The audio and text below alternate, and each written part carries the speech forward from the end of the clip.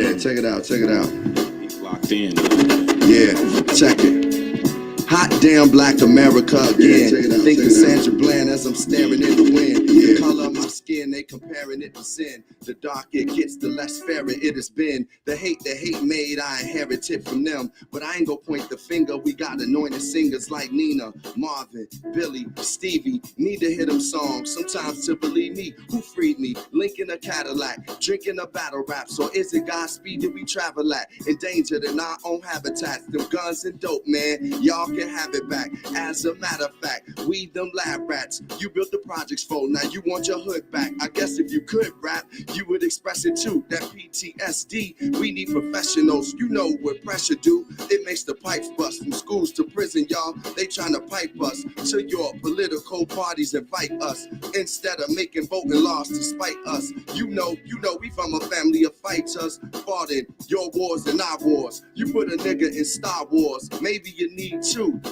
And then maybe then we'll believe you. See black people in the future. We wasn't shipped here to rob and shoot ya. We hold these truths to be self-evident. All men and women are created equal, including black Americans. Yeah, that's black America again. I'm gonna do another verse for me. Check it out, from the same thing, Check it out, keep that beat rolling, yo. We go, here we go. Here we go again. Trayvon will never get to be an older man. Black children, they childhood stole from them. Robbed of our names and our language. Stole again. Who stole the soul from black folk? Same man that stole the land from cheap black smoke and made the whip crackle on our back slow. Made us go through the back door and raffle black bodies on the slave blocks. Now we slave to the blocks, cause on them we spray shots. Leaving our own to lay in a box. Black mother stomach staying or not. We kill each other more than the cops. I wish the hating would stop. We are at war and a battle with us. I know that black lives matter. Do they matter to us? These are the things we gotta discuss. The new plantation, mass incarceration. Instead of educate, they rather convict the kids. As dirty as the water in Flint the system is. Is it a felony or a misdemeanor? Maria Sharapova making more than Serena. It took Viola Davis to say this. The roles of the help and the gangsters is really all they gave us. We need Avas, Ta-Nehisi's, and Cory Bookers. The salt of the earth to get us off of sugar and greasy foods. I don't believe the news or radio stereotypes we refuse. Brainwashed in the psycho to spin. We write our own story, Black America again.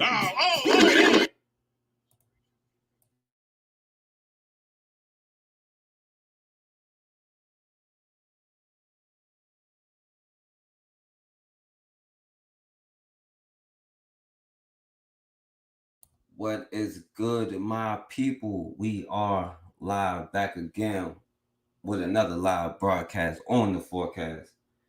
Yo, same man who stole the land from Chief Black Smoke, you know what I'm saying? Make the whip crack on our black slow.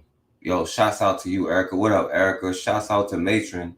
Yo, I appreciate you, Matron. I was actually thinking about you as I was doing this one because I was talking about the black church, you know what I'm saying? So, you know, I just wanted to come on here for anybody who had any questions, you know what I'm saying? I appreciate all of y'all for, you know, coming on, listening to me, you know, showing me love for doing this because it is a lot of work. I'm not going to lie to y'all, you know, and y'all the ones that keep me going, doing it, you know. So if anybody got any questions or anything to say or anything they want to add or, you know, if I'm wrong or about anything, you can come on and tell me, you know what I'm saying? So you can definitely do that.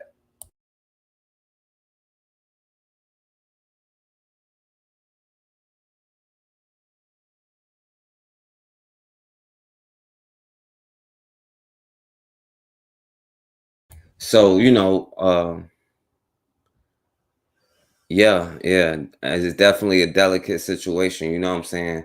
Because, you know, that's when we start to see the first black churches, you know what I'm saying? And then where we come to today, you know, because we definitely don't use it that way, you know, and I wanted to pay homage to. I don't want to make it like a bad situation, so don't get me wrong, you know what I'm saying? But while I do that though, I want to show y'all something just while I give y'all time. I'm gonna go through it. If nobody come on here, you know, it's all good. I appreciate it. But let me just show y'all this, right? Because this is my school, you know what I'm saying? And I can tell you that these are all black schools, you know what I'm saying?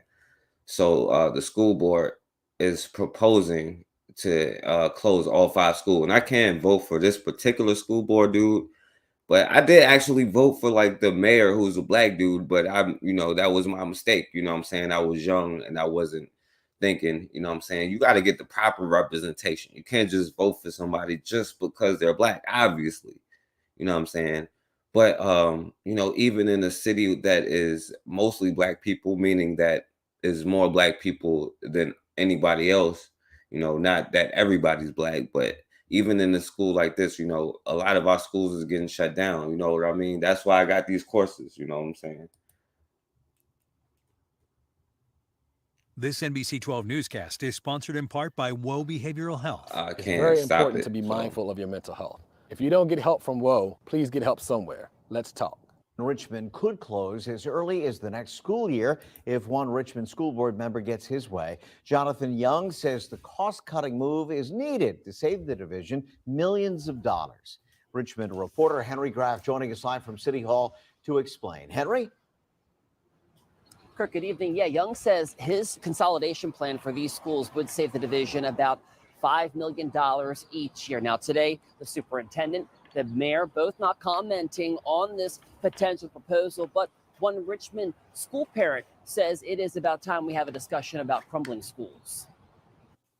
5 Richmond public schools could be on the chopping block. On Wednesday, school board member Jonathan Young plans to introduce a school consolidation plan during the school board's budget work session. Bottom line, we have to do this. 8,600 vacant seats across the school district. It's not a conversation that. Now let me tell you this, all of the schools in their neighborhoods is pristine, and it's not like it's different, like, because they're in the Richmond area, you know what I'm saying? They got a separate, like, like I can't vote for this particular person on the city council because he's not in my particular district, you know what I'm saying? But in my district, there are white schools and black schools.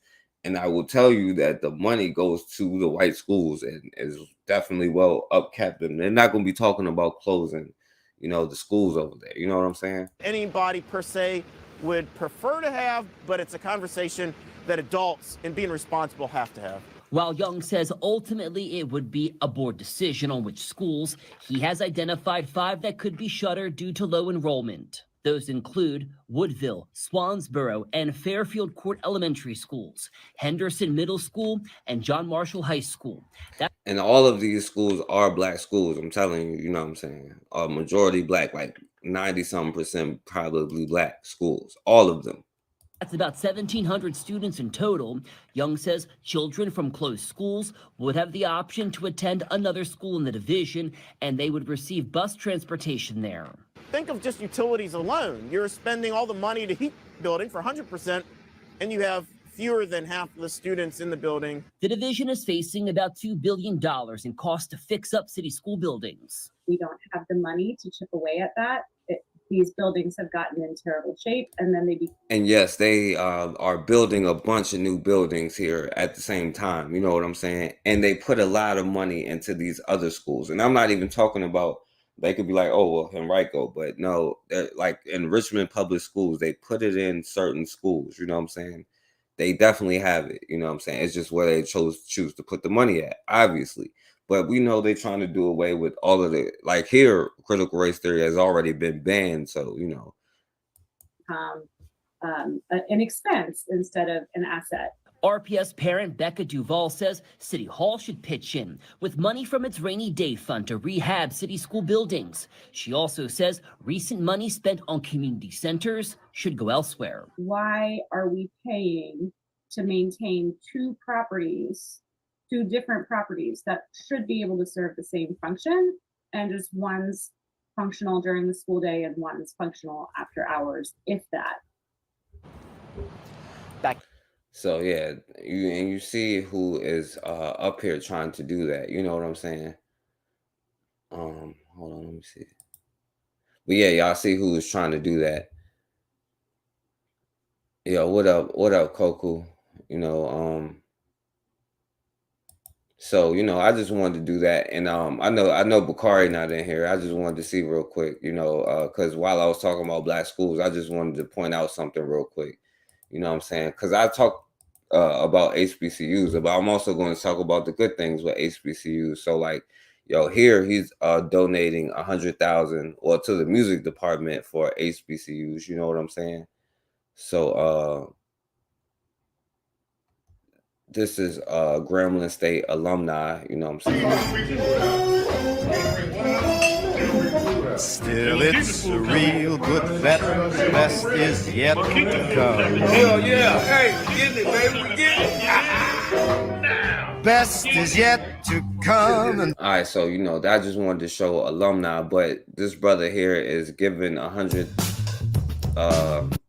donating money to HBCU. So I definitely wanted to put that out there, since to say something positive as well about HBCUs. You know what I'm saying? Legend E40 Earl Stevens got his start at Grambling State University. Look, I want to cover HBCUs as much as possible on this channel, and I'm learning and I'm growing.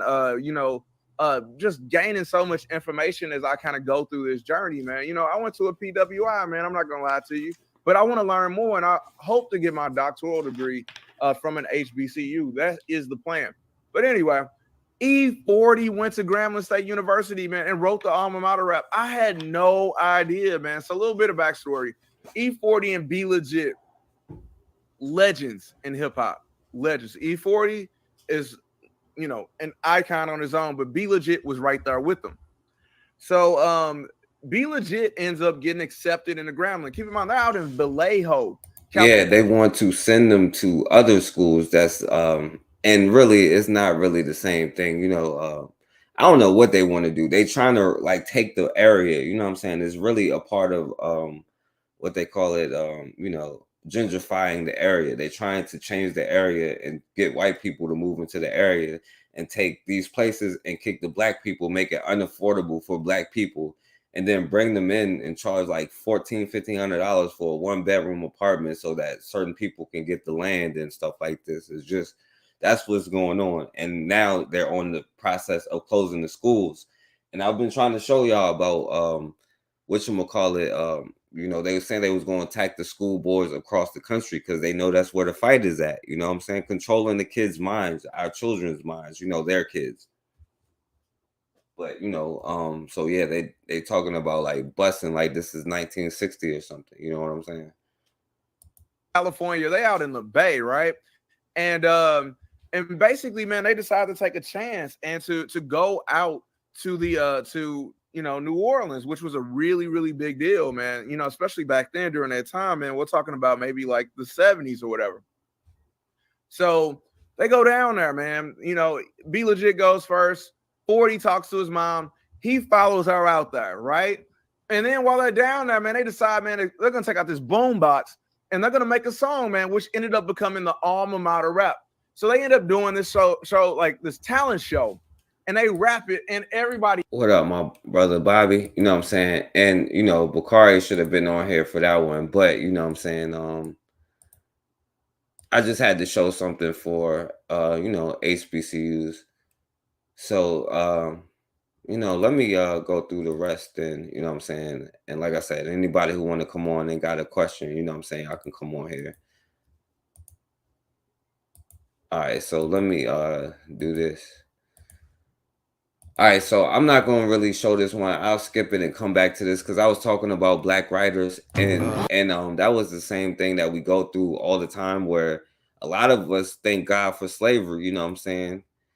And we'd be like, thank God for slavery, because if it wasn't for that, and this brother was a brother I was talking about who was a writer, and there's discussion about like people like Phyllis Wheatley, because they also wrote like, stuff like, thank God for slavery, or else, I wouldn't have discovered this Jesus and white culture. You know what I'm saying? And all right, so let me go on to the next thing. Right. So y'all got to forgive me for this one. You know what I'm saying? There's no disrespect, but this is, the black churches these days. You know what I'm saying? Yeah. I say, ha, ha, ha, ha, ha, hallelujah. Ha, ha, ha, ha, ha, hallelujah. Ha, ha, ha, ha, ha, hallelujah. Ha, ha, ha, ha, ha, hallelujah. Baby, can't pray like me. Can't read the Bible like me. Can't prophesy like me. Can't pray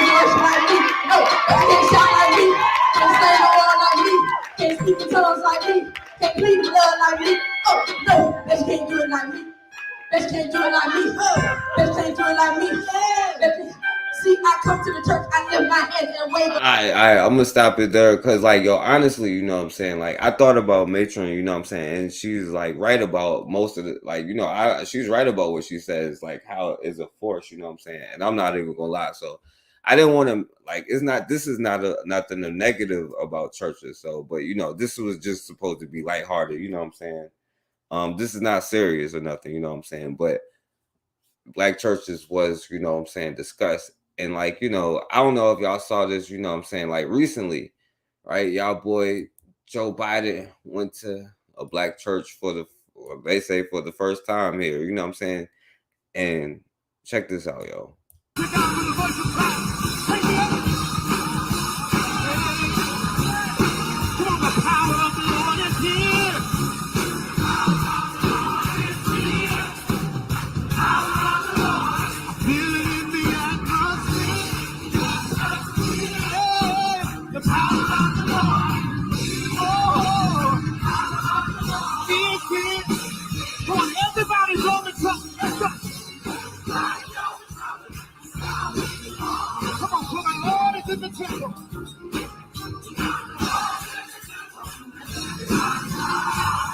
Yo, dude don't even know how to bob or nothing. Like you can't, like, how you go to a church and not move? Like, that's almost, he might bust out in the smoke or something right here.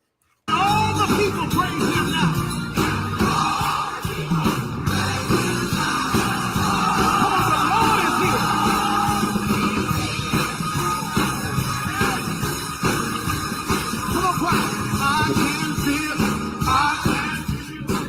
Like, even this brother here, he couldn't help but like move or do something. Like, he's like trying to be chill, but like he can't help but to nod his head or something.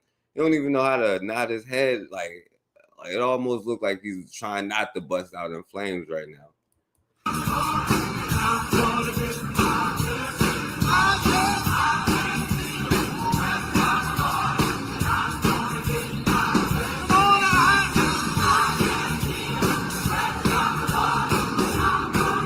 Yeah, but the problem is, though, in our churches, this is what it's become, you know what I'm saying, is become like singing, and then, you know, he's preaching about some random topic, and not even Revelations 13:10, you know what I'm saying? He that leadeth into captivity shall go into captivity. He killeth with the sword must be killed. No, it's like, you know, yeah, we must love thy neighbor, and then just go on a tangent or something. You know what I'm saying? Like, let's actually, like, at least read the thing, you know what I'm saying? But like, churches, and then they let them come in, you know what I'm saying? So yo, he was in there, he was looking awkward. Hold on, what y'all saying? Yo, he's Catholic. Yo, he says he's Catholic, you know what I'm saying, Matron, but he also says that he used to go to black churches all the time, and also he fought apartheid and also worked for desegregation. Right, so he's like in church, like flat out lying, you know what I'm saying? Like, yeah, negative rhythm. Like, he don't know what to do. He like about to have a heart attack right there. Yeah, like my man ain't move, like he ain't move nothing. He didn't know how to do it. He wasn't even offbeat. He just ain't have no beat.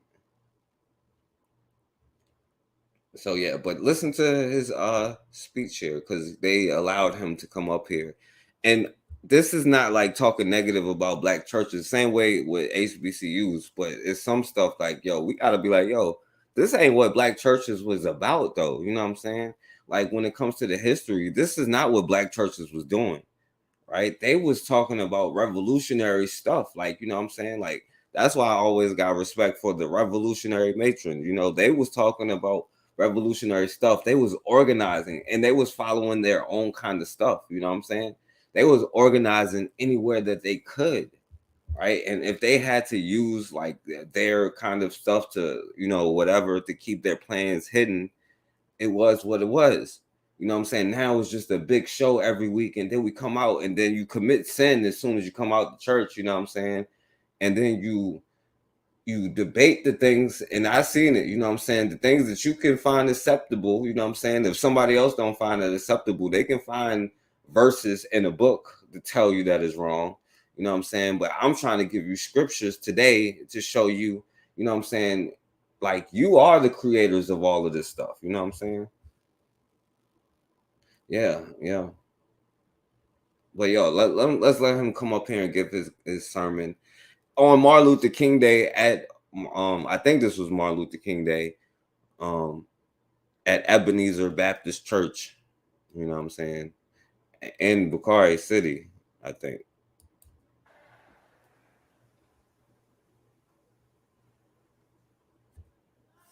Can y'all hear me? Yo.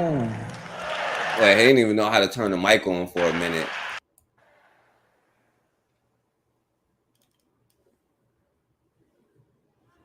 Can y'all hear me? Yo.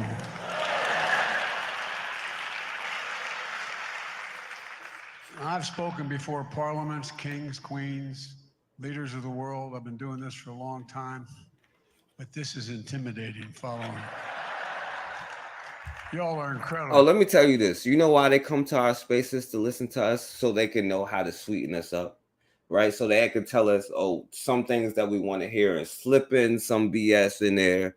You know what I'm saying? So then we'll challenge or question our, they'll be like, oh yeah, they'll listen to the things that we say, come back, repeat it, throw in some BS about one of us, you know what I'm saying? Then we'll question it, right? They study everything that you do, you know what I'm saying? And he knows all you got to do is flatter you, make it, oh, this good white man, he said, oh, he's scared of us. And he done did all kinds of stuff. And he's scared to come to a black church. Ha, ha, ha, ha, ha. What are you going to do for us, dude? You know what I'm saying? How you going to help our church? You know what I'm saying? How you going to help our community? How you going to help black people in general? If that's what we care about. But that's not what they talking about no more. That's not that's why I'm not getting into the biblical thing, but it doesn't even say they love all people. You know what I'm saying? It doesn't even, it says you're supposed to be for your own, and I don't even get into it. You know what I'm saying? But whatever.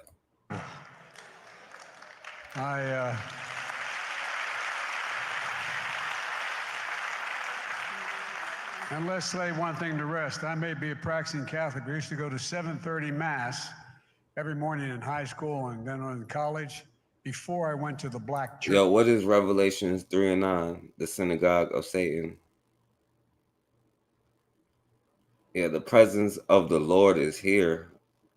Oh, yo, that's crazy. I didn't even put that together, Erica. They were singing the presence of the Lord is here. Yeah. But yo, man, you see more, you attend, Bukhari go to Ebenezer Baptist Church every weekend. And I've been to this church before. I was super young, but I've been to this church, you know what I'm saying? But anyway, I don't know if that's a white dude in the choir or old white dude that's in the actual choir here or what's going on with that.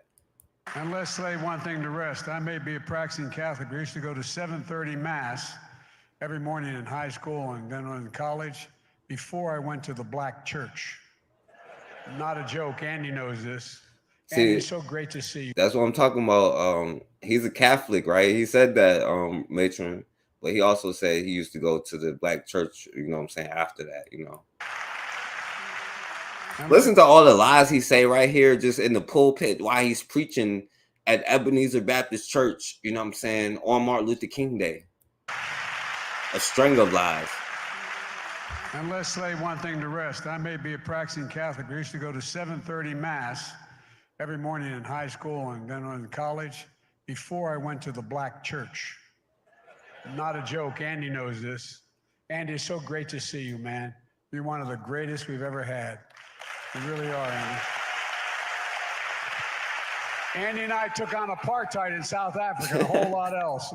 They didn't want to see him coming. But yeah, what did Biden do for apartheid in South Africa? Name one thing, y'all. Else, they didn't want to see him coming. But behold, I will make of them. Hold on, let me see. Behold, I will make them of the synagogue of Satan, which say they are Jews and are not, but do lie. Behold, I will make them come and worship before thy feet, and to know that I have loved thee. Revelations 3:9. Right, yo, they are the synagogue of Satan. They're definitely shysters, you know what I'm saying? I can agree with that, you know what I'm saying? But anyway, South Africa and a whole lot else. They didn't want to see him coming. But we used to That's where we'd organize to march or to segregate the city. My state was, like yours, segregated by law. We were a slave state, to our great shame. And This fool said I used to march. Oh, Dad, I didn't mean to do that. But this fool said I used to march for segregation. My state was, like yours, that's where we'd organize. Listen to what this fool said. We really are. Andy. Joe Biden used the black church to organize, y'all. Andy and I took on apartheid in South Africa and a whole lot else. They didn't want to see him coming. But we used to, that's where we'd organize to march or to segregate the city. My state was, like yours, segregated by law. We were a slave state, to our great shame. And we had a lot of leftovers of the bad things come from that period of time. Lord have mercy. Lord have mercy. But okay, man.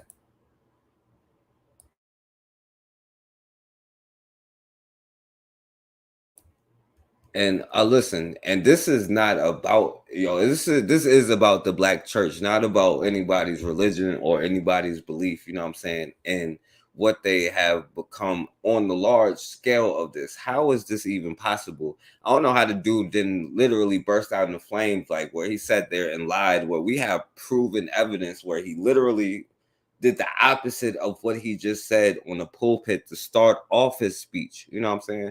Yo, what up, Everett?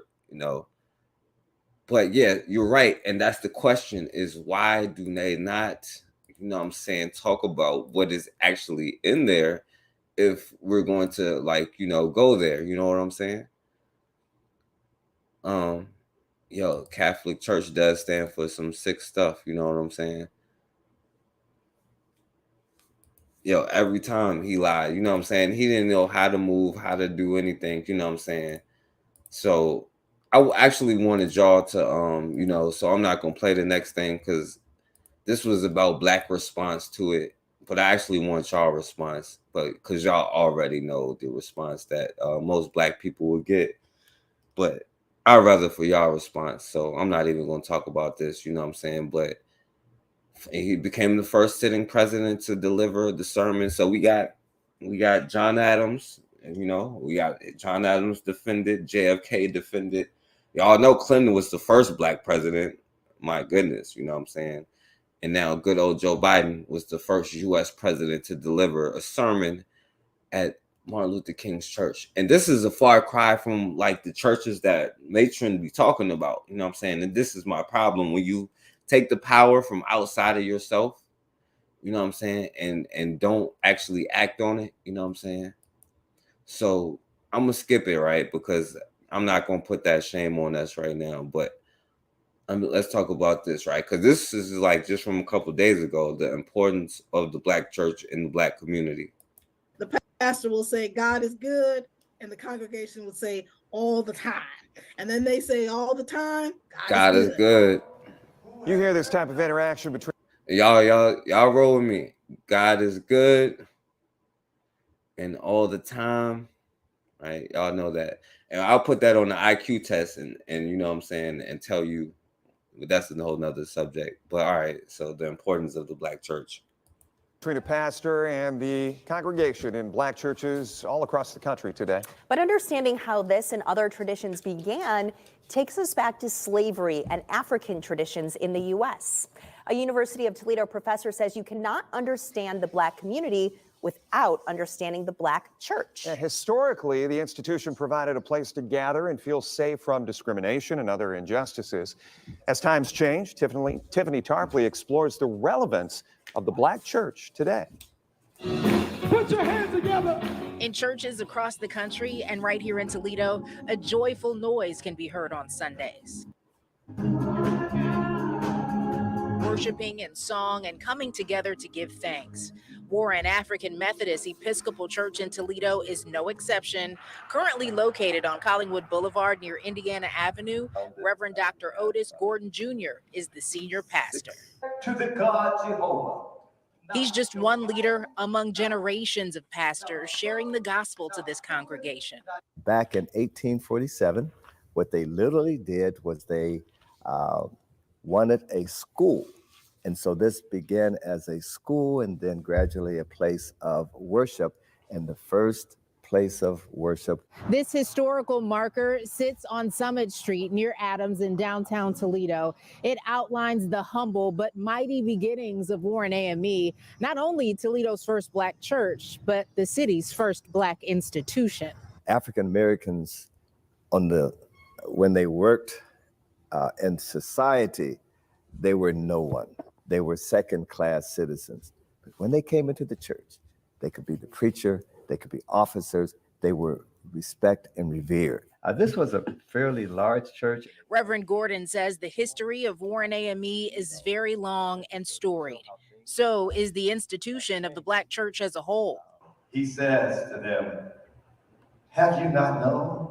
The majority of African Americans, even today in 2023, practice Christianity.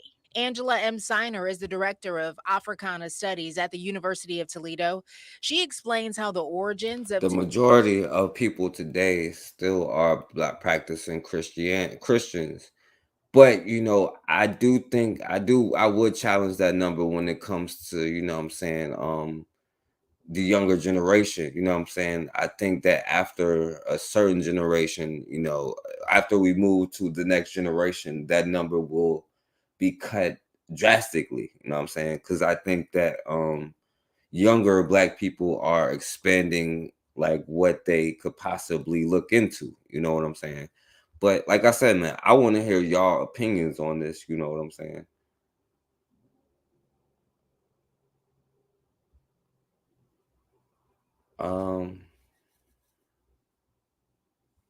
Right, y'all, super Predators, the first Black president, because they played a saxophone one time on the Arsenio Hall show, I think.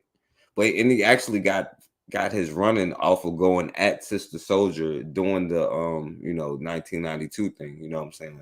And all she was talking about was the riot, but that's another subject. Today's Black church date back to slavery in the U.S. They saw Jesus as an actor. The church has become an opioid to numb the pain, right? And dealing with reality is, you know, that's facts right there. It makes you weak. It makes you weak and docile. Yeah, that's a fact. With Martin Luther King, I mean, you know, some would say, you know, it could have happened before then. You know what I'm saying? Activists. Jesus was on the side of the oppressed and not on the side of the oppressors. Late at night, deep in the woods. He's at the university. Jesus also didn't say love everybody. If you're going to say Jesus never said love everybody. He said, I come for the children of Israel. So I come for the Black people of the world. How about that? You know what I'm saying? I'm the nicest person since Jesus. You know what I'm saying? I'm the next option, y'all. So, you know. Of Toledo. She explains how the origins of today's Black church date back to slavery in the U.S. They saw Jesus as an activist.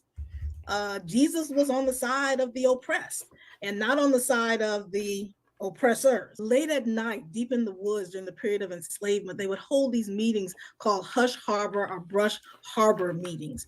Now, see, this is the stuff that Matron really be talking about, which is definitely needed. You definitely need a place to organize. See, this is the thing, you know what I'm saying?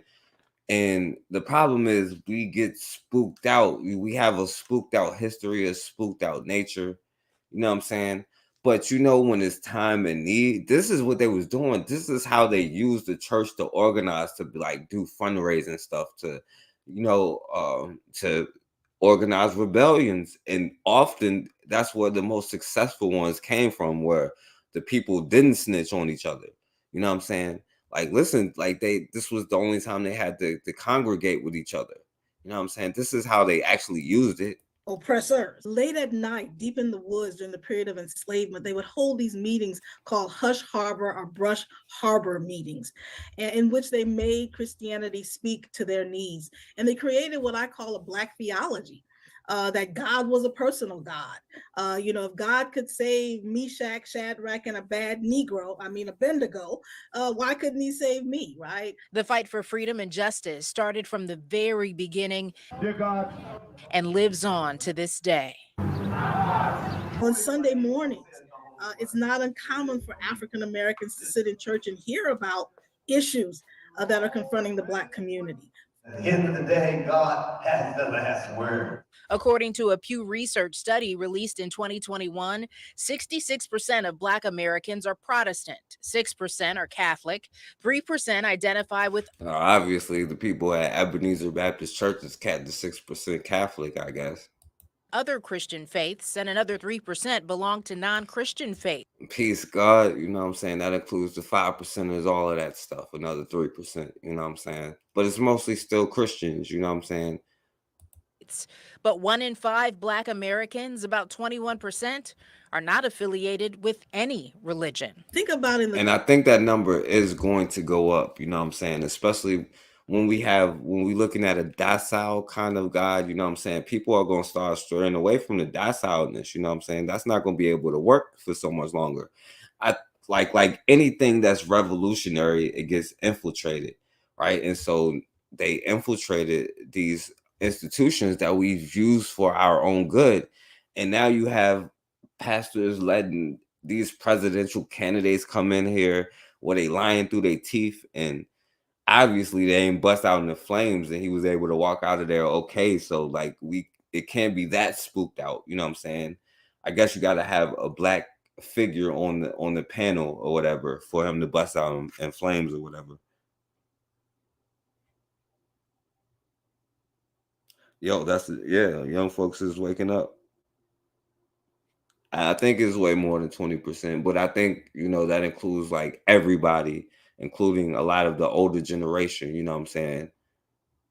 The 21st century, what the church has meant to the community in the 19th century, beginning during the period of enslavement and into the 19th and the 20th century. And we come to the 21st century, we have 21% that say they are unaffiliated.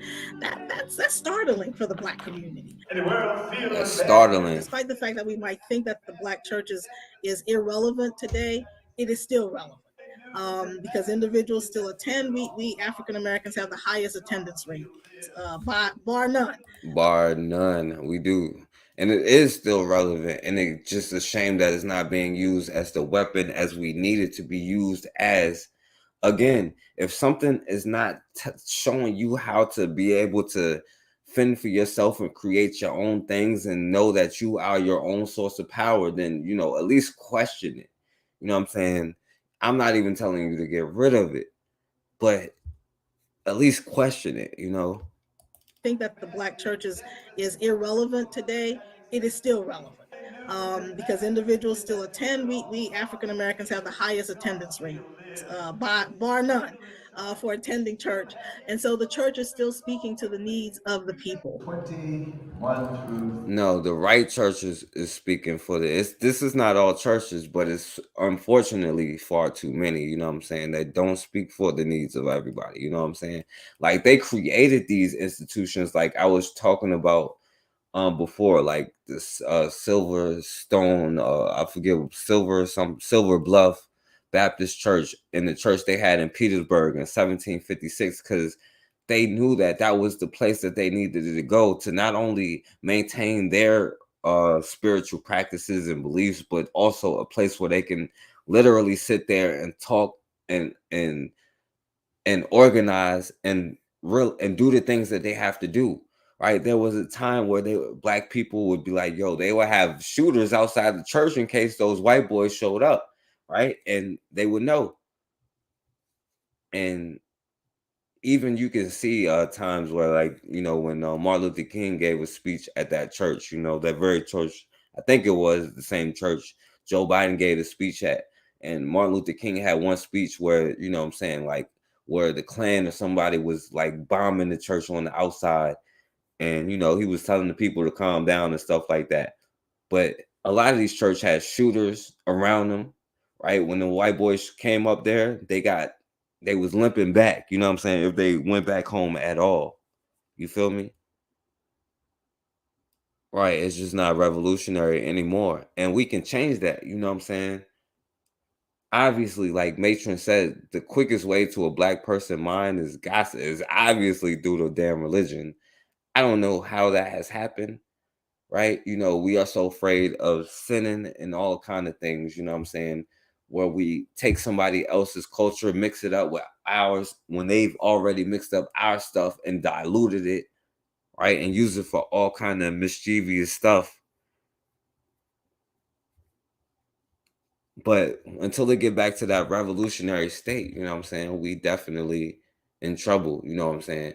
But let me show this because and this is another thing that made me be like, you know, shouts out to Mason, because like I'm not gonna play this, but Black churches in Detroit partner with city schools, you know what I'm saying, and they try to help Black students' education, like I was talking about before, you know, doing stuff with our educational programs, you know what I'm saying, and that's the thing, a lot of the first churches also served as schools where they was educating young Black children, right? But they just also used it as a church, right? They was a multi-purpose kind of thing, you know what I'm saying, where it was sacred and protected, right? And then all of a sudden it's not sacred and protected no more. It's just super corrupted at this point. It's been institutionalized, you know what I'm saying? It's been Americanized, you know what I'm saying?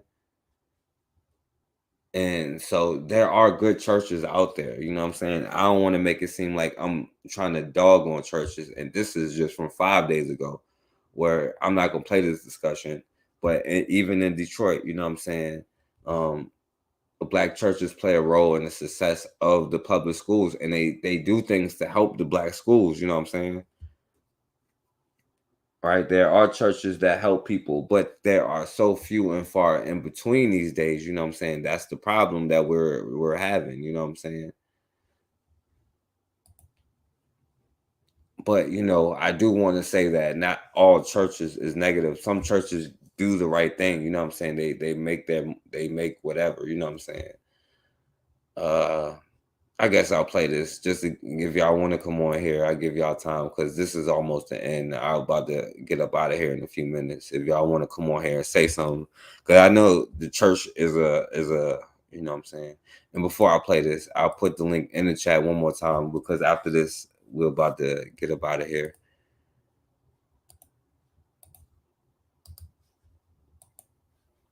But I know the church is a touchy subject, which is why I don't talk about religion and, you know, the church and stuff like that. But yo, this is why we need to go back to making it a revolutionary kind of thing. You know what I'm saying? So, all right, I'll show this. And if you want to come on here and you got something to say about Black churches, you're definitely welcome. Or we're going to get up out of here after this. Right. That's what these churches used to be a part of. You know what I'm saying? When the church was big in our community, they funded these things. You know what I'm saying? Now the church has the ability to get the funding, but they use it for terrible purposes. You know what I'm saying? If you will, like sinful purposes. You know what I'm saying? But if you can direct that economic thing back into the community like it used to be, like when we understood that there was no choice, but the illusion of inclusion has infected us in every source of life there is, including our spirituality. Our own spirituality has been corrupted. Snap. All right, so all y'all came on here. Yo, what up, Consider? What up, Bakari? What up, Real Black Gentleman? I think Consider came on here first. Okay, we talked about it being relevant. Show me where we see a Black church today building schools, buying up land, doing community stores, and other such things. We talked about it being relevant. How? It's not even.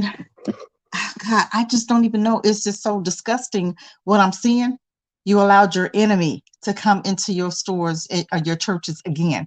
To do what? To get your vote? To do nothing again for you? We've not learned.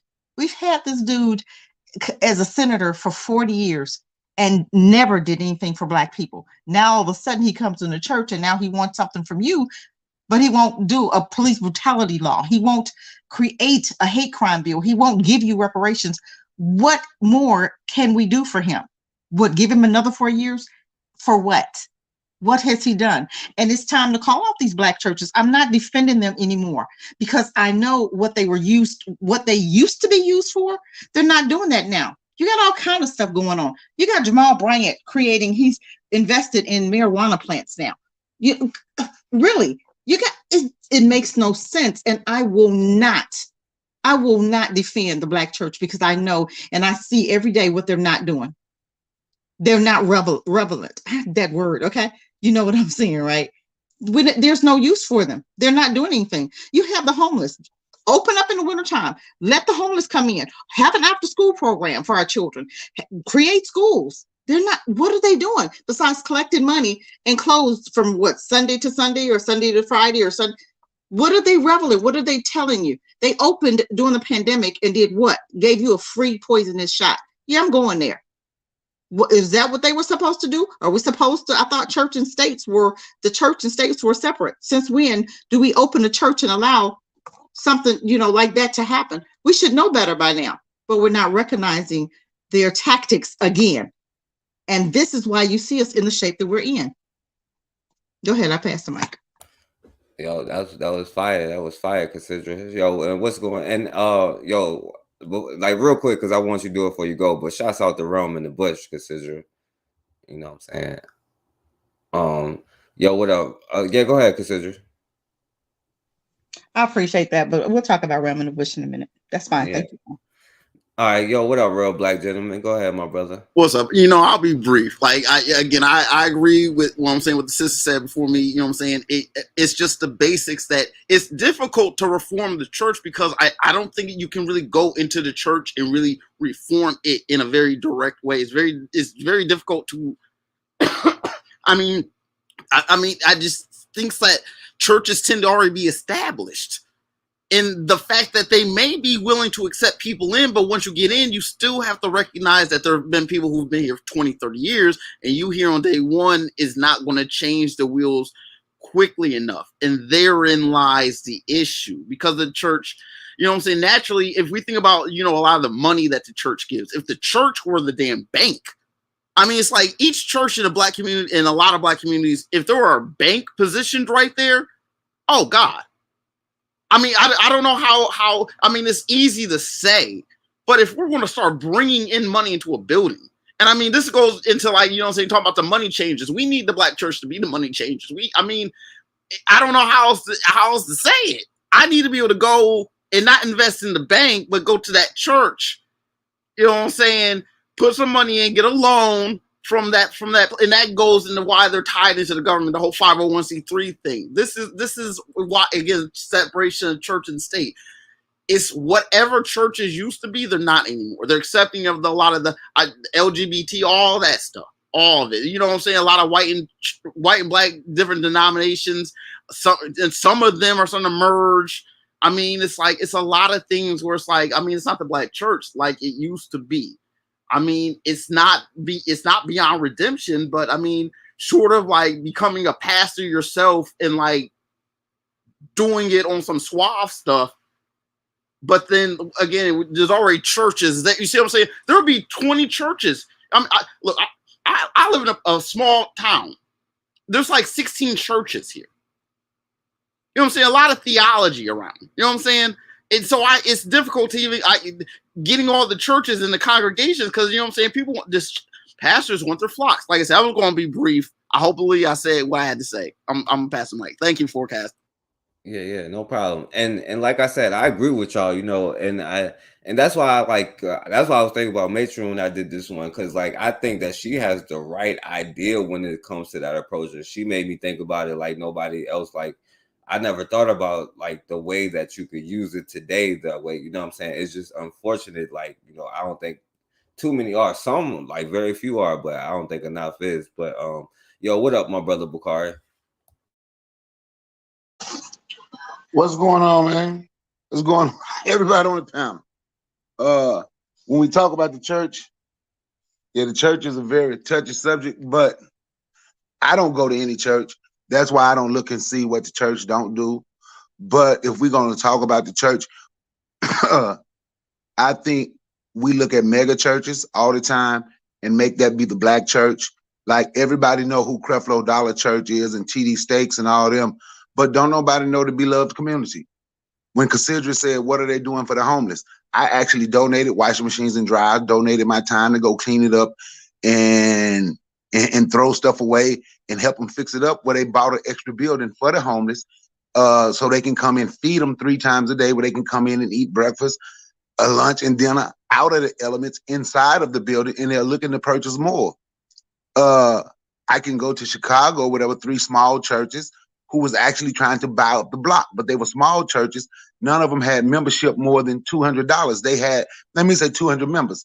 They came with the money that they had, and they was trying to purchase like 10 houses on the block. The mega churches wouldn't deal with them. So the point that I'm making is, right, we can talk about what the church don't do, right? This is why I got to a point where I say I'm stop pointing at other people about what they don't do. I look at me and see what I don't do. We can talk about what the church don't do, but if we don't try to deal with our people inside of the smaller churches that's actually trying to do something, they can't do nothing. If the mega church, see, I don't worry about the mega church, their business. But when you look at the smaller churches that's actually out here trying to do something, and we're not trying to participate and help them, it ain't gonna get done. I don't put it all on the church. I put it on us. Like, what are we doing as a whole, as a people? Because when you look at the church is also something else that I would say is a microcosm, especially the small church is a microcosm of the Black community. And the only way it's going to get done, it's okay to call preachers out. It's okay to call anybody out. But once we call them out, we have to find the ones that we want to deal with and that we want to help, who can help, who's trying to do something for the community. That's why I name those few churches that I know that's actually trying to do something inside the Black community for Black people. But if we don't get out here and deal with them, we won't know. And that's all I have to say. All right. So let me say this real quick. He keep falling on and off. He off now though, but I can't put him on anyway because the whole thing is full. I can't put more on. But all right, so I'm gonna go to Shanique, and then I'm gonna let my sister Matron come on and go in because Hey, I'm gonna fall off so the other dude can come on. Well, I'm gonna fall off so the other dude can come on. Yeah, well, he's not even there, but you can come back on if you want to. You can stay there, or you can come back on if you want to. No, I'll listen because he's trying to get up. I'll fall off so he can come up, and I just come back. If it's Everett, he's having difficulty getting on because he's driving. He's at work, so it's gonna be sketchy anyway. So I don't know if you want to fall off just because of that. Yeah. Okay. All right, but go ahead, Shanique, and then let Matron go on. I'm hoping I can, being he's the other half, I'm hoping I can represent what he may feel as well as what I feel in regards to this topic. It's funny because both of us come from Brooklyn, New York, and you can't go in certain parts of Brooklyn, you can't go a block without coming across 2, 3, maybe even 5 churches. And you wonder how you get that many churches on one block, but you have that. But the sad part is, as many churches as you have just as many people addicted to crack, just as many people prostituting, just as many people robbing the neighbor behind you. It's just as much demonic energy going on as there are churches. So then the question for me is, why are the churches there and what are they doing? I can't bash them personally, not that I would even want to, because it's been a long time since I set foot in a church. Not that I'm not very spiritual and very much centered on Yah, but I think the problem is that we have removed Yah from the church. There is people there, are people there, there is energy there, there are spirits there, but there is not the spirit of the Most High Yah. There is no Ruach, there is no Holy Spirit if people are still doing the things that the scriptures speak against.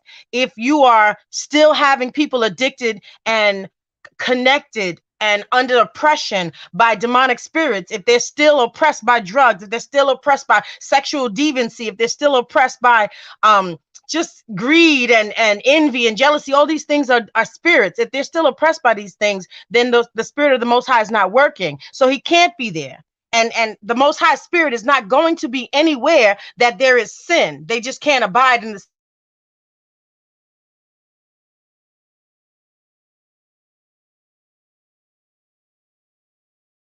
Yo, Shanique. people know of that really speak to the representation that smaller churches have. There's a pastor that's doing the same thing that wants to get just as rich. It's a business.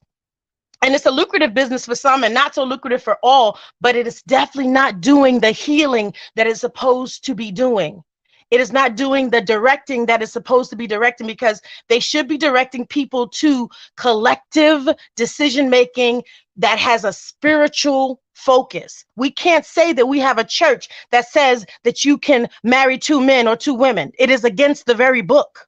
It doesn't make sense. You can't say that you're going to say you can have a pastor marry a child, or just outside of being a child, barely turned 18 or 19. I heard that in the news recently, and I'm thinking, how? These things are deviant. So if you're doing these things, then you're not reading from the book. Then you're doing something else. Then you might as well just be another, I don't know, Microsoft or some other business, because you're not directing people in the mindset of the Most High. And so you're doing him a disservice. He definitely doesn't know you. And we can't expect that we're going to see results that will help us to gain any type of collective power against oppression of a demonic force. And I think that's what white supremacy is, demonic energy. I think that's what all of the violence that is going on is demonic energy. And how can you overcome it if you're practicing it? That's all I want to say. Yeah, facts. Yo, what up, Matron? Shouts out to you, Matron. A shout out to everybody on the panel. Thank you so much for having me. Okay, so I can only speak from the American context, and we've had many conversations about being spooked out as an African in the Americas, or as an African, period. My first thought is that we are spooked out and we need to use and leverage that in the American context. So the church has the attention of our people. We need to use that so that we can give them the resources and the things that they need. Unfortunately, what continues to happen is that charlatans and shysters and people that don't have the best interests of the people at heart go through the process of getting a 501c3, which is the ability to fundraise within your community and give people a tax write-off if you're willing to do the work. And we need to stop complaining about the fact that in the American construct, we can raise money from people if they want to give us money, if we find a good enough story to tell. And the spooked out stories are the stories that work. And that's really all I had to say. Yeah, I agree with you. Our people are real spooked, and it works. It does get our people, under the impression, and it for some reason we are drawn to certain kind of things. You know what I'm saying? I still don't understand it myself personally, but Cassandra, you wanted to say something? Absolutely. We have to understand, and I don't think we realize that, who created the church in the first place. Where did it all start? Roman Catholic Church built the church, built the whole facade. They created it. So if the churches that we used to go to was connected to pedophilia, homosexuality, what do we expect? And now we want to call it holy. Okay, number 2, we can't do this. We are coming like, oh man. The churches that you say, the small churches, are they coming outside the walls? Are they coming into the communities? Are they having anything to do with the prostitutes? Are they having conversation to do with the drug dealers? I heard a young lady said in New York, you have a few churches, but are they coming outside the walls? That's the problem. They're not coming outside of the walls. We have to understand, y'all was never a part of the church. You're talking about Caesar Borgia. If you really want to go into it, who was what? A murderer? And he raped his sister? And he was a homosexual. We have to get down and dirty now. Leonardo da Vinci painted a picture of him. We understand his dad was the Pope. You have to go further into that to understand where the church came from and why it was created. It was created to make Black folk docile, to make us love everybody. And that's not what he talked about. He told you to love your brother and sister who look like you. Why do you think that Revelations 3:9 and Revelation 2:9 said somebody stole? Whose identity was stolen? Do we ever think about that? All of this stuff is pointing us toward who the real people are. But we want to sit up here and we want to just erase it. We want to make excuses why the church is not doing. No, the churches are not relevant today. They do absolutely nothing. I could see for real, if you was really building a community, if you was really buying up land, then okay, let's support that. But we see a lot of churches, you might see maybe 5 out of 100 that's really doing the work, that's really out there doing the work. And we have to understand it's about relationship. You don't have to go to a building. The building is nothing. We go to a building and think we've done something and still come out and do what? This is what we're saying. Nobody is doing the work. You go to church, you got all kinds of stuff. You got the pastors messing with this, that, and the other. You got other people messing with, you got a whole lot of nonsense. Nonsense. People that's really not even dedicated to what they're doing anymore. People that's taking more money out of your community, but not putting anything in the community. When have our pastors stood up for police brutality? When have they stood up for anything right now that's going on inside of the Black family? They saw our men's, the jobs went away, the drugs got poured in, the family was divided. Was anybody in the church, pastors coming on one accord talking, okay, Sunday we're going to talk about this because we see that this is going on in the Black community? They didn't do any of that. They saw it, allowed it, and moved on. Now, they're still not saying anything about police brutality. And I think maybe if our pastors did stand up as a collective whole, maybe we could get something done. But you can't even get them to talk about it. They don't ever discuss it. I've not heard a pastor recently talk about police brutality. If I'm wrong, please correct me. We have to understand. Okay, I'm done. I'm gonna quit. Go ahead. You guys, I'm gonna pass my mic. I'm gonna let somebody else talk now.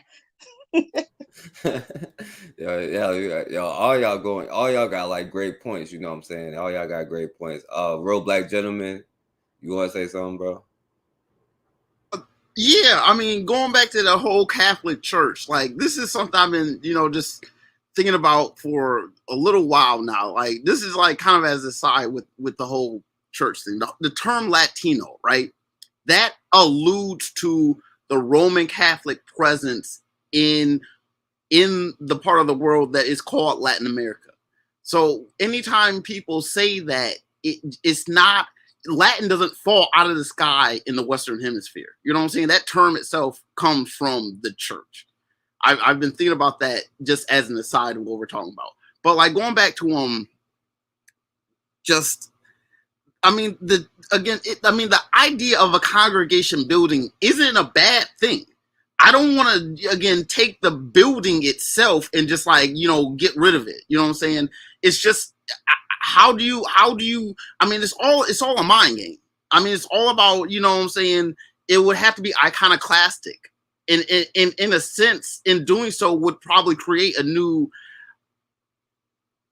dynamic theology in and of itself. That's the thing. It's like the alignment of the church, the idea of like using a sermon and like just the idea of like taking a verse out of the book and making a passage out of it.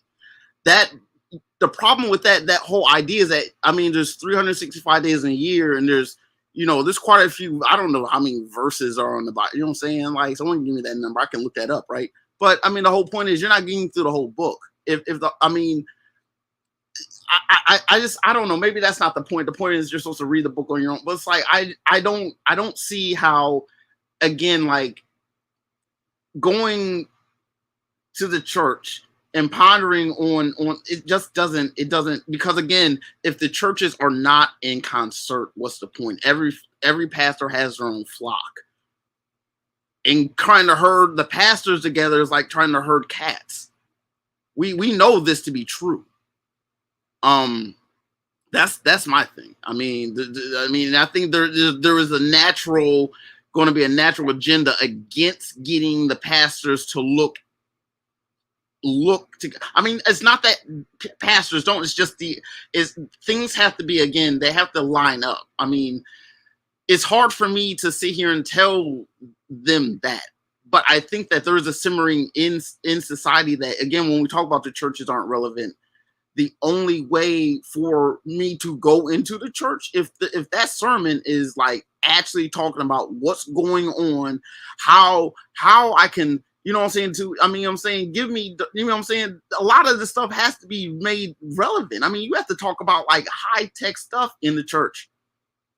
I don't know how you bring STEM into the church, huh? You know what I'm saying? Come on, man. It's like, it can't be 30 AD. We cannot relate to the plowshares, dog. It can't be like that. The whole use of, I mean, whoever going to, I mean, just who's going to, what are these? I mean, there's so much into it. Like, pastors are taught. They go to a theological seminaries. You know what I'm saying? Like, there's a whole process. Well, how do I change those people's minds? And how do I nip it in the bud? There's so much. We can always get to the root if you ponder on it a little bit. It's just targeting, you know what I'm saying, getting those minds and kind of shaking them and kind of saying, don't do that. Make sure we going to do this. Part of it is that it's impossible to have a neutral environment to do this stuff. Everything's in a moving target. You know what I'm saying? The way people are thinking at any given time is always a moving target, but it's not impossible. Anything that would align Black people where they are, especially if there's still a lot of people in the church, it really has to be one of the biggest things of just getting pastors to actually have consolidated sermons. So you're not trying to think that my church is better than your church. That's all that it can't turn into that. Otherwise, it's the corrupt pastor. I'm a you. All right, and look, I'm gonna let Bakari, Shanique, and then Matron go, and then I'm gonna let y'all go back and forth. You know what I'm saying? So, like, because I want everybody to be able to get it out. You know what I'm saying? But I will say this, you know, science and religion are two different things, and I think that there is a place for both things. You know what I'm saying? But it just depends on how you use these things. You know what I'm saying? But I do think it's two different things. You know, approaching and two different subjects, and it can coexist. Is just that when you get spooked out, it can't. When you start not letting it coexist, you get spooked out, you know. But go ahead, since you're not Antoine de Miller, you just Bakari. Go ahead, Bakari, Pastor Bakari.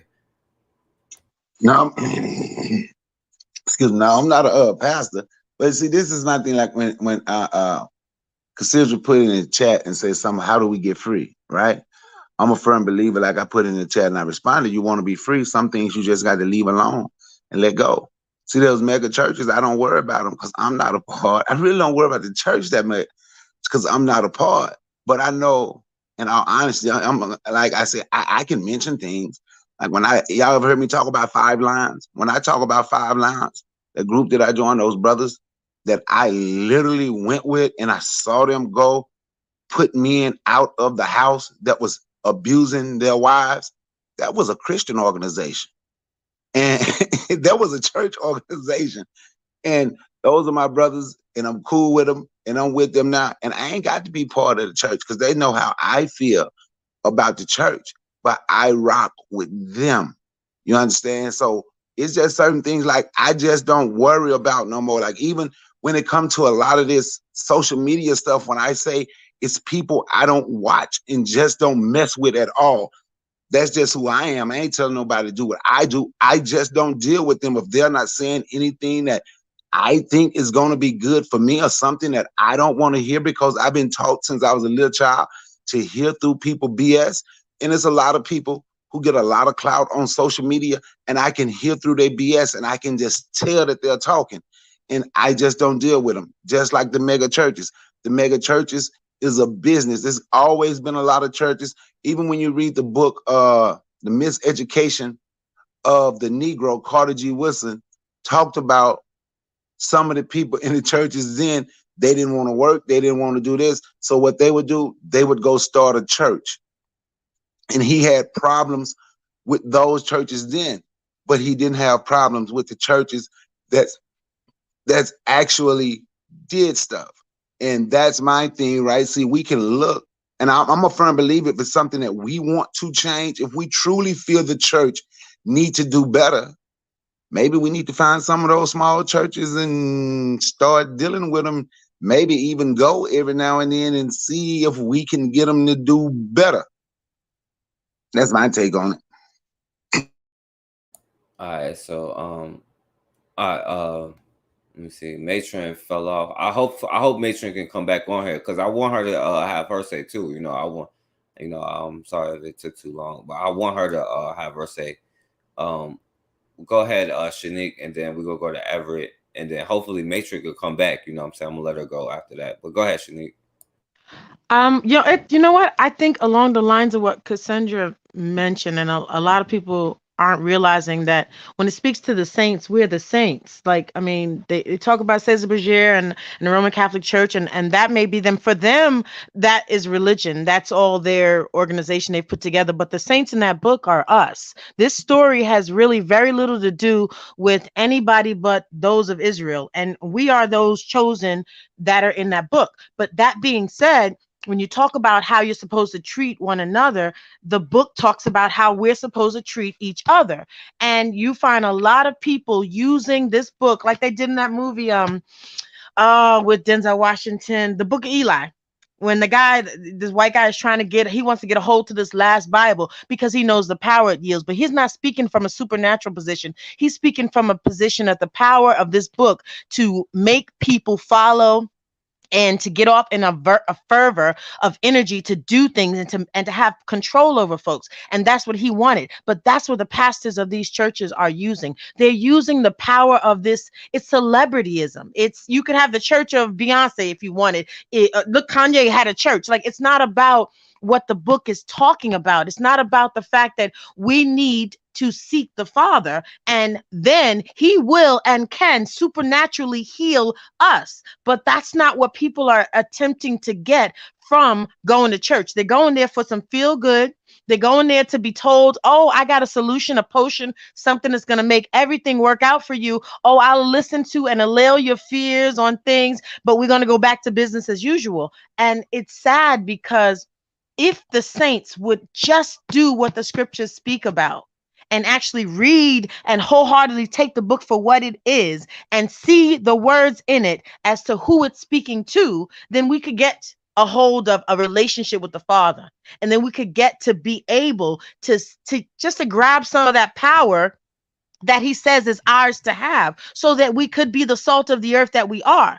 But again, people are using this book as a talisman of sorts to get control of the minds of the weak. And as the scripture says, silly women, getting a hold of those individuals so that they can be led off and do their bidding, give you their money, give you their children, give you their talented, all of these, so that they can have that big concert of individuals that build one person up because he wants to be a celebrity, pastor, minister, reverend. And we're not any more better off than we were before when we're in the church. And we are the church. The temple is us. So I know the scriptures say do not forsake the gathering, but not for the purpose of being at a place where people are telling you and tickling your ears and telling you that all wickedness is good. That's all. Yeah, Hey, come back Salute, on, let me, Mitch. let me say this, because this was funny. When she said you could have a church of Beyonce, you do know you can look up on YouTube and you can literally find a choir. You Are can you find a serious? church. Hell yeah. I Yeah, was killing myself laughing when you said that. I ain't It gonna was lie. white folks though, but They you can ain't, literally find a church that was worshiping Beyonce. yeah, I ain't gonna lie. They've been talking about Beyonce heavy these last couple of days too. Like they might be in the church Yeah, of but now Beyonce. this was like a couple years ago. I got from Irritated. They literally had a church, the Church of Beyonce, and it was white people up there singing and worshiping Beyonce. I was killing myself laughing when you said that. Oh my God. Mm-mm. Yo, and Matron, yo, come back on. Yo, you absolutely right. We have to stop thinking the power is outside of us, And I try my best to, but go ahead, Everett. Yo, come back on though, Matron, But go ahead, Everett. Hey, can y'all hear me? Yeah. Oh man, everyone is on fire. I appreciate this, man. I appreciate your platform. Just know that Henry Kissinger called us the wandering Jews of Africa. So, throughout our journeys, we stopped through Iberia, which is that area that you call Spain and Portugal. That's where we got the name Negro, or that's where they get the word nigger from. Or they call us Morenos, that's where we get the Moors from. But before that, in our home, in 70 AD, that's when it got crushed. And that's when we've been on a run ever since. But Christ, when one of the apostles literally was marveling at the temple, and Christ was like, you know what, in 3 days, not a stone be left. And then if you go back into the Samaritan woman that was saying, you from Jerusalem, you worshiped at the temple. And then of course, Christ says, right now we do worship at the temple, but the time is upon you. We're going to worship in spirit and in truth. So now, if you look at the church, like a lot of people is pointing out, the church is within us. And when you look at how the people see us, I remember this one brother said, we are the closest thing they got, because they can't touch God. They can't feel God. They want him. But we are literally, and if you go into the scriptures, when Hosea, where he says, listen, Israel, y'all the only family that I know. And then even back in when Moses came down and he says, listen, I give y'all law, statutes, and commandments. Who else have these law, statutes? That means everyone else been doing pedophilia. Everyone been doing every type of sickness that you find that in Roman culture they did, in Greek culture they did, in Egyptian culture they did, and they doing it now with the whole Epstein and we was the one. But you know what's so funny? I'm here at CVS today, and I'm trying to buy something, and I'm looking at this guy in front of me, and he's a brother, and I'm looking at his whole underwear, and back of my mind is like, if you think about what Jason Whitlock was saying when he was like about being in a matriarchal society, and what Christ was saying is basically that the head of the woman is the man, and the head of the man is the Christ. So if you look at what a Shabbat is, what I'm trying to say is the man is supposed to be the spiritual leader of the home. That's his job. The Shabbat, or that seventh day of rest, is for holy convocation. Yeah, we're supposed to gather where iron sharpens iron. But even in 70 AD, the reason why our forefathers knew to leave Jerusalem at the time, because you search the scriptures. Bottom line is we have to be as the Berean. We have to search the scriptures. We have to get the Holy Spirit. We the ones. Now, the church, if Christ was around today, if he had all these horrible things to say about the church back then, which happened to be the black church back then, the temple, imagine what he would say now. It's always been an issue. It's always been a problem. We are the church, meaning that black men need to step up. Now, I guarantee, I know it's from slavery to mass incarceration. I know that from K through 12 education, it's so many things that separate us. Sin itself separates us from the Most High. But he expects the Negro man, or the Israelite man, or the what you call the African American, but not just African American. Remember, we have throughout the whole diaspora. But we have to come back and grab root and find that connection with the Most High. And then from there, when we all on one accord, then all of a sudden, supernatural things start to happen. But remember, we have to be on one accord.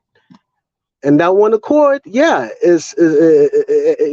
used to always talk about the code. We have to be on code. Well, what do we think is the code for Israel? What do you think when it says the synagogue of Satan will worship by our feet? Oh yeah, people are going to captivity, and they are, yes, we will have handmaids and hand servants, all that stuff in the future. What do you think how it happens? We have to turn back to the Most High, and it's not going to be in the church. Well, not the brick and mortar church, but it's going to be within us. As it says, the kingdom of God is within us. All right, I'm done, guys. All right.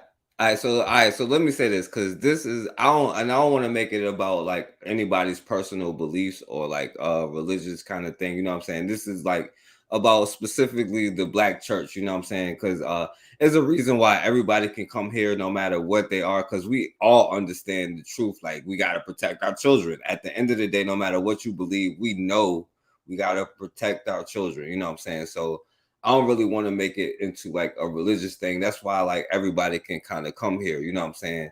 But you know, speaking about the church, and I'll try to do this, you know what I'm saying, because I want Matron to come back on here, but I would go to the church of Matron, you know what I'm saying, because what she's saying is like the power is not outside of yourself, you know what I'm saying? Like, this is a place that you need to take control of to organize yourself, you know, because the first churches, you know what they was also used as the black first schools, you know what I'm saying? They used them as black schools, you know, to be able to teach our children, You know, even though they was not allowed to read and write, guess where they did that stuff at? You know what I'm saying?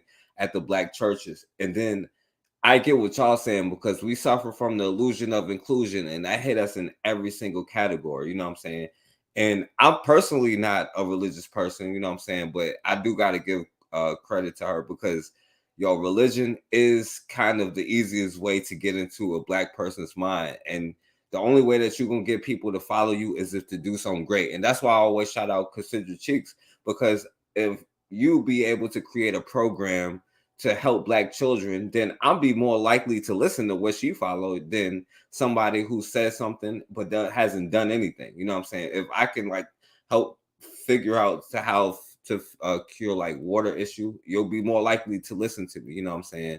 But like the way that we use it to organize and to be on the same page instead of argue with each other, it's just another thing for us to argue about. You know what I'm saying? That's why I kind of try to stay away from it. But I'll do this, you know, because I don't want to be on here long. I'm gonna let y'all jump in. Just don't talk over each other, so y'all can get everything y'all want to say out. You know what I'm saying? Y'all go ahead and say what y'all want to say. Bakari, pull up what you want me to pull up, but y'all jump in there. You know what I'm saying? Just however y'all want to talk for a little while. You know what I'm saying? Before we go. What can I say this? If you extract or remove rather religion from the idea of the black church, or any church for that matter, then it is, you could have the church of Beyonce, because the only thing that is the mover of it all is that people flock to something that's infectious. They flock to stars, singers, actors, comedians, whomever, because, oh, they're so intriguing, exciting, and they make me desire to be like them. But sadly, people do to be wholesome, holy, chaste. And that's because it's not fun or exciting. It's exciting to be involved in, fornication. It's exciting to be, involved in adultery if you got a boring, or you feel they're boring or whatever. Like, all of these things are exciting, but the things that are spoken against of in not religion, because for me, this belief that I have is not about a religion, because I don't go anywhere, but I know that I know who I am. And I think that a lot of us, as I want to say black people, but a lot of us are not recognizing that when they speak about the saints, that we are the saints, and that they're piggybacking off of our energy, our special aspect that gives power is what's being used to create mega churches, mega organizations, mega fraternities, mega businesses, all of these things.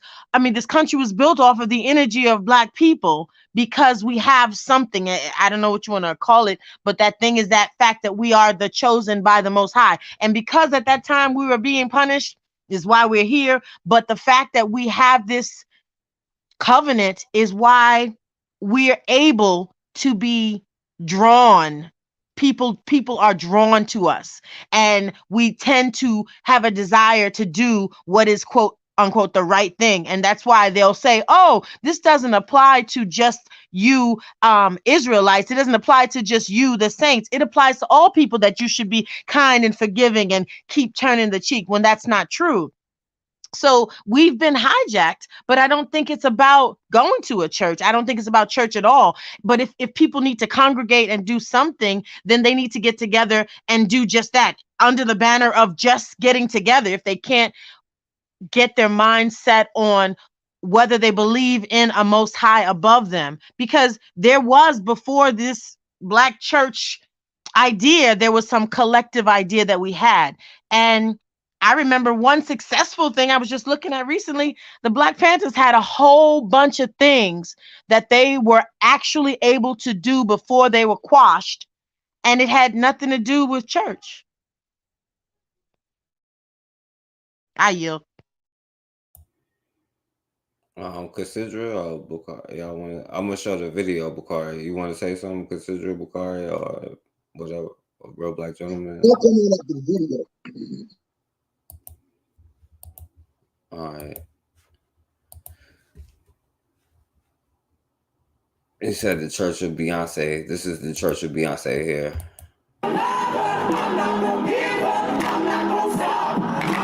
Yo, I'm ready to go to church with Beyonce right now, because I'm with it right now. San Francisco's Grace Cathedral looked and sounded more like a concert than a church for a first of its kind Beyonce Mass. It was amazing. It was one of the best spiritual experiences I've ever had. It was fun. It was uplifting. It was also really rejuvenating. People wrapped around the side of the cathedral an hour ahead of time to attend the blockbuster Mass. Normally, the Wednesday night Vine service has 50 people in attendance, but with Beyonce in the house, this service had 750 people. We didn't expect this response. More people than Reverend Jude Jesus. Harmon says Grace Cathedral put the invite to the service on Facebook, and it blew up. We thought it would be kind of a small, like exploration as a community about what it means to lift up Black female voices. I use Beyonce as a central figure to have these conversations about the realities that Black women face. Reverend Yolanda Norton is the brain behind Beyonce Mass and gave tonight's sermon. Norton is a professor at San Francisco Theological Seminary and teaches a class on Beyonce and the Hebrew Bible. She explains that she's using Beyonce's wide appeal to bring a diverse group of people together. I know people think that, we're worshiping Beyonce. None of that is true. This is a way to just have different kinds of conversation. Norton says nothing is scheduled yet, but this will not be the last Beyonce Mass. In San Francisco, Kate Larson, ABC 7 News. Now, I may be wrong. I may be wrong for asking this, right? What makes something scriptures, right? What again? Say that again. What makes something a scripture? That it's of the biblical books. Just because it's of the biblical books, it gotta be the Bible. Biblical for me, Bible Apocrypha, yes. But I mean, outside of that, yeah. My opinion. Okay. And I don't mean to. Forecast is a hater. Forecast is a hater because I don't ever call none of his writings scriptures. Don't worry about that. He just mad because I don't call none of his writings scriptures. He want to have some scriptures so bad, but you ain't got it. Forecast. No. Is Beyonce's book of scriptures? What? This is all blasphemy. Wouldn't they singing to Beyonce? Hallelujah. Wouldn't they? Oh, God. They were a lost bunch of folks looking for something to be filled. And clearly that energy was, I don't even know what I just saw. Okay. That was a short video of them just singing. Forecast, when you get a chance and you go through, you can hear them talk about that woman said they wouldn't worship in Beyonce. You can just get on YouTube when you get a chance, put in that Church of Beyonce, and you hear the members talk about how they worship Beyonce. You can really hear them talk about how they worship Beyonce, and Beyonce doing it for them. I don't know. I ain't gonna worship Beyonce, but hey, that's me. That's crazy. Yo, Matron back, and then I'm gonna let Cassandra speak after that. What's going on, Matron? Now, go ahead. Listen, we are in America, and in the American construct, if you have a good enough story, the government will allow you to raise funds and organize from amongst people that are willing to give you money for the show that you're putting on. And if you call it a church, or if you say that it's for some higher purpose, then you can do that without the benefit of being taxed, because you have the freedom of religion. And religion is simply an economy organizing entity. That's what those people are doing. Those people are organizing for economic and social reasons, period. Yeah. Cassandra, you want to say something? After seeing that, I don't know what to say. I don't know what to say. This is crazy. People just want to worship something. If it's different, they're going to run after it and claim it. And that's just what it is. And you have, and we have to understand that Deuteronomy, we're going to go there. It told us to be separate. It told us not to even give our babies to them because they would turn our babies' hearts away from him. Now, if we're going to really go there, if we're going to really stand on what his word said, he told us. And and this is what you see now is a residue of our disobedience by coming together with them. We were free. Slavery after slavery, we got free, right? We had our own cities, own hospitals, own everything. And then who came and told you I had a dream, you guys? And come on with me. And everybody, look, now we had our own, but we're going to go over theirs because theirs is newer. But guess what? If we had to stay separate, ours would have looked better than theirs. That's what it looked. That's what was happening in 1920 when Black Wall Street was there. But we allowed another person to come that was working for them, that looked like us, but was being paid by them to turn our heads and do exactly what he told us not to do: come together with enemies. And we forgot about slavery. We forgot about the hell we went through with them in slavery. We forgot about how they treated us. We forgot. And now look at you. You're at the bottom when we were supposed to be on the top.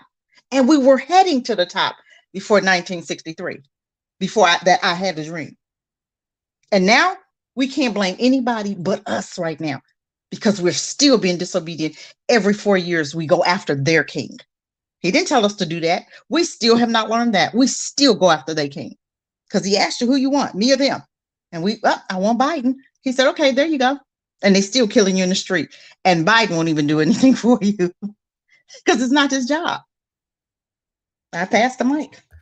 All right, You know, oh, go ahead, Mason. Go ahead. I'm sorry. I was just going to say, nobody is going to do anything to stop them from killing us in the streets until we organize ourselves. I live in Metro Detroit. A lot of y'all know that. So I'm in Michigan. So I go through Dearborn all the time. And those people don't go to the courts when they have problems. They settle it within their little religious communities. I go through another little town here it's a city in Michigan called Oak Park. And you find all of these different, oh my gosh, what do the Jewish people go to? But anyway, you find a bunch of, right. You find a bunch of those. You find a bunch of those in Oak Park, and they settle their court cases within their community with their rabbis and their elders, and they plead their cases in front of one another. They are always practicing for interaction with the legal system. They educate their children until they're 12 years old in their schools and in their way. And then they get integrated once they have that primary foundation, if they're going to be integrated into the larger society and into public schools and things like that. And usually they go to a Catholic school. They don't go to the public school that Black people have access to. So these people organize themselves. They organize their judicial, they organize their social and cultural, they organize themselves so that they have all these different institutions within their community that service them, and they respect those communities. So I think that the larger issue is that we don't respect the authority and sovereignty of ourselves within ourselves, like that group Brother Bakari is a part of, Five Lions. Well, those women have to respect the authority that those men coming to put this terror out of their house. And, they have to respect the authority that those men are presenting to them. And until we get to the point where we're respecting the authority that we have and the sovereignty that we can have within ourselves, we're going to continue to have circular conversations. As I say, just organize a church and forget about it. All right, and so you know what I saw with the Beyonce thing, it's funny. But anyway, when I was talking about if you want some change, instead of talking, like I said, I'm a firm believer in. Like I said, if it's something I don't do, I just try to stay away from it altogether. If you really, I think the church is what it is. I'm gonna be honest, because the revolutionary men don't go to church no more, and that's a fact. But if you want to see some change, get involved in change. You don't have to join a church. You can create your own church, or you can find some of the smaller churches that's actually out here doing something. For me, that's what. And I don't follow no religion. Period. I don't follow none of. I follow no Abrahamic religions. Actually, if I study anything, I would say I study voodoo, if anything, and I know about the Bible. I read the Bible before it's following a religion and stuff like that. That's just ain't. That okay, I'm gonna go cut that chicken throat and let it bleed. You'll know in the morning when you wake up walking fine. I'm gonna put some roots on you. You're wrong. Voodoo, That's African spirituality, man. But on a That serious come, note, they just got that come, approved here in Michigan to sacrifice goats and to do goat sacrifices in Dearborn. So that's a thing. that's but voodoo, that's an African thing. Yeah, that's a thing. Voodoo So is an witchcraft is African good, thing. but belief in the Most High is not. I didn't say, I said what I do. I'm not judging anybody about what they do. I've already said that. People, No, I I'm deal not with people judging you. that, I just had a question. yeah, I'm saying it's good. Is I'm that saying not what's good. witchcraft? I'm saying, no, it's not. I'm saying what's good for me. I'm not talking about what's good for anyone else. And I have people that's Christians who don't worry about what I do because we understand what the main thing, we understand what the main thing is. The main thing is to figure out a way to give Black people true liberation. The main thing is to have communities here for Black people in this country and we in abroad throughout the diaspora and work with our people on the continent. That's the main thing. I don't worry about I don't worry about what somebody else worship and believe. So if people believe in the Most High, the Most High could be the Most High. If it's a God and they put the Most High could be what people who actually, because I said I study, but people that's practicing voodoo, they could actually be worshiping the Most High. They worship the Most High in a different way than other people worship the Most High. That's my, so if there's only one, like for me, I just do me and I don't worry about how other people do things. I just want to work and make things better for Black folks. Like I said, I don't look outside of myself no more to see what other people is doing wrong. I look inside of me to see what I can do. I have a question. So earlier, I have a question because, like, can we then just decide to collectively get together, absent of what our belief in the Creator is, as Black people, and realize that we are being oppressed or being attacked or being constricted, and just get together and work together, regardless of whether I believe in the Most High, whether you believe in Udum, or someone else believes in Catholicism, but those things separate, but not under a banner of church, because church is the idea that there's something about a God. It's like saying you have a church of an atheist. You couldn't, because they don't believe in a God. But if you're having an organization, I think the best example would have been the Black Panthers. Absolutely. The Black Panthers from Alabama would have been a great example for Black people to follow. The original Black Panthers from Lowndes County, Alabama would be a great example for Black people to follow. Would be. That would be a good example, but the UNIA is a great example for people to follow. I don't worry about religion. That's why I deal with people. I don't care where I have Muslim brothers who I rock with. I have Christian brothers that I rock with. I got Israelite brothers that I rock with. I really don't care about people's religion. I once did, but then I realized to me how crazy that was. Because if I sit here and tell you, you stupid for following this and you dumb for following this, and your religion is worth nothing. Cassandra is an excellent person, and I'm using her for an example, and she's doing ram in the bush. The only thing I would do would run Cassandra off, because I'm not man enough to respect her decision, because her decision and how she chooses to live her life in worship might be different than mine. So I don't do that anymore. And I ran off some good people doing that. So that's why I don't do it anymore. What about ADOS, Bukhari? I have friends that's ADOS. I even have a couple of friends that would say they're FBA, but they don't hate other Black people. I'm sorry. What was Like you I gonna said, say? What was you gonna say? Consider, and then let Matron get in. Consider and Matron get in there. What was you? Because Consider was about to say something though. Well, the young lady was mentioning, can we all just come together in spite of your religion? It doesn't matter about religion. It just to me, it's about growing. It's about doing the work, period. That's all I care about. I care about you coming together and understanding what the protocol is and just working.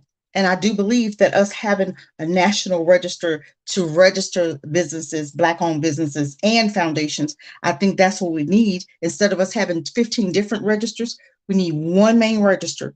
And we put down everybody's business and foundation in whatever area that they're in. So we'll have one registry to go to. And this is something that we could do ASAP, because I talked to a guy the other day about it, because that's what we need. It's time to put feet on the ground and come out running, because these are great conversations, but it's time for more than conversations. It's time for us to put feet on the ground, to get ready to separate. If you're going to stay here, when you get in your taxes, look for some land. Let's do it. Let's stop talking about it. Because for me, I'm tired of talking for real. I'm like, I'm going to bed. But I think it's time for us as a collective whole, the like-minded people that's on this panel, if you're ready to grow and you're ready to do something, we do it. Because the religion, to me, I don't care what religion, I don't care. I just care about building and moving forward and getting our people free of this ignorant mentality, thinking that you have to wait for white supremacy to do anything for you. We can do for self.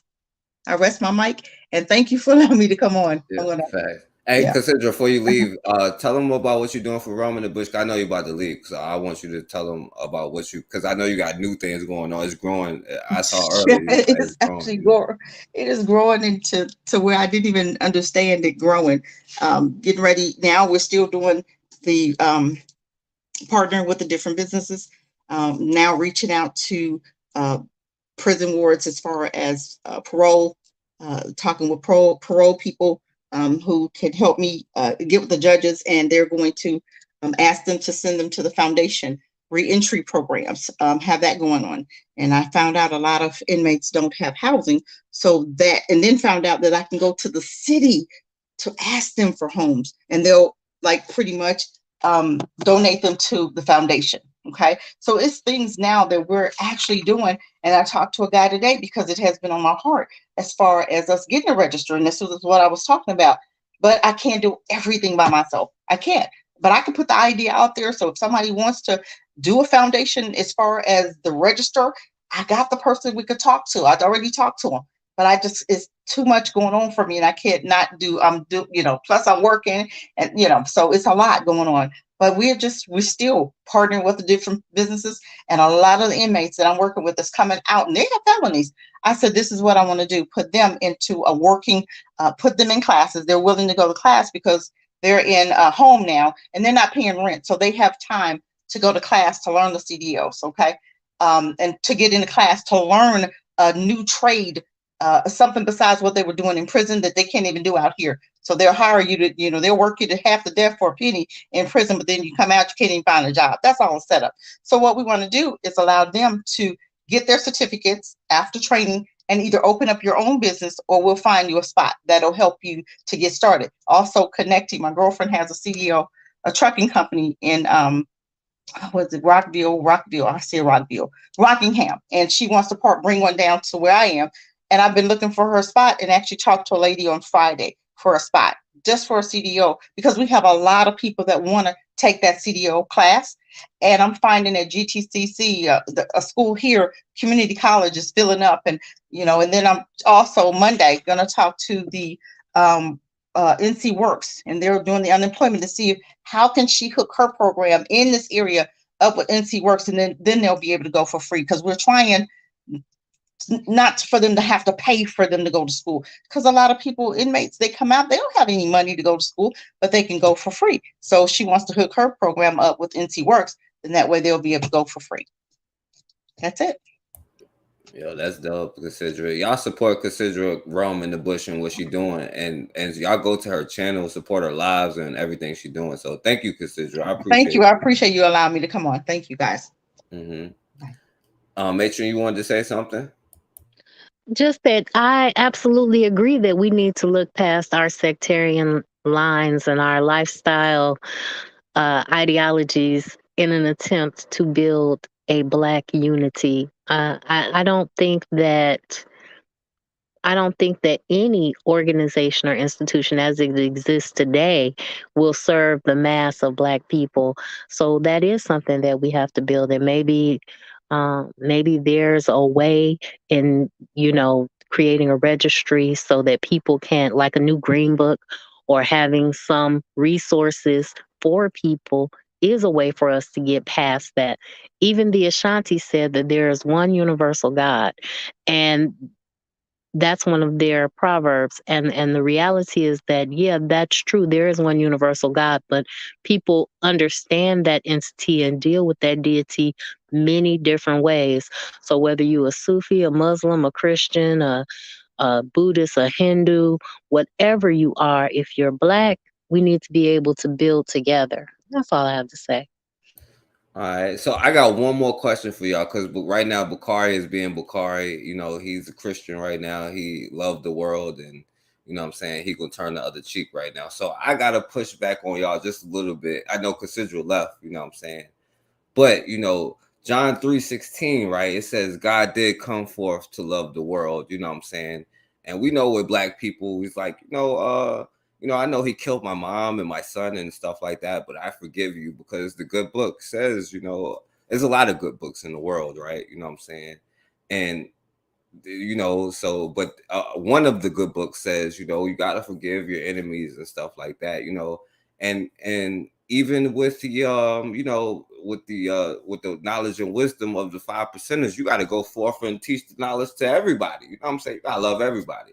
And that's one of the things that y'all scriptures tell us, is that, we got to go forth and love everybody. And also, the seed of the Father, you know what I'm saying? So we got the first Black Super Bowl because the seed of the Father is, of the Son, you know what I'm saying? And a lot of these things that they said back then, you know what I'm saying, I don't know, because Bakari stuck in 1920, so I got to give y'all a hard time if y'all stuck back in the day. But my ultimate question is, can there be a such thing as can there be new scriptures that ever be added ever in history? Like from here forward, can there ever be new scriptures? Yes. You are the scriptures. Like, even if you go back to the book, it talks about the fact that you are a testimony to be read by others. So your life is a scripture. So yes. I like that answer. And any of y'all got another answer? I missed the question. I'm sorry. My son was talking to me. Say that portion again. No, I was just saying, can there be more scriptures ever added? You know what I'm saying? I mean, the scriptures speak about the scrolls, there being other scrolls opened. That's future tense. But I totally feel like the scriptures talk about how you're to behave, and that's why the Apocrypha was removed, because it's not this gushy, sweet, and lovely book that everyone says is, love everyone. No, there's other portions that speak as to how you're supposed to treat people and how they in kind are to treat you, and it's not always about love, and it definitely isn't about everyone.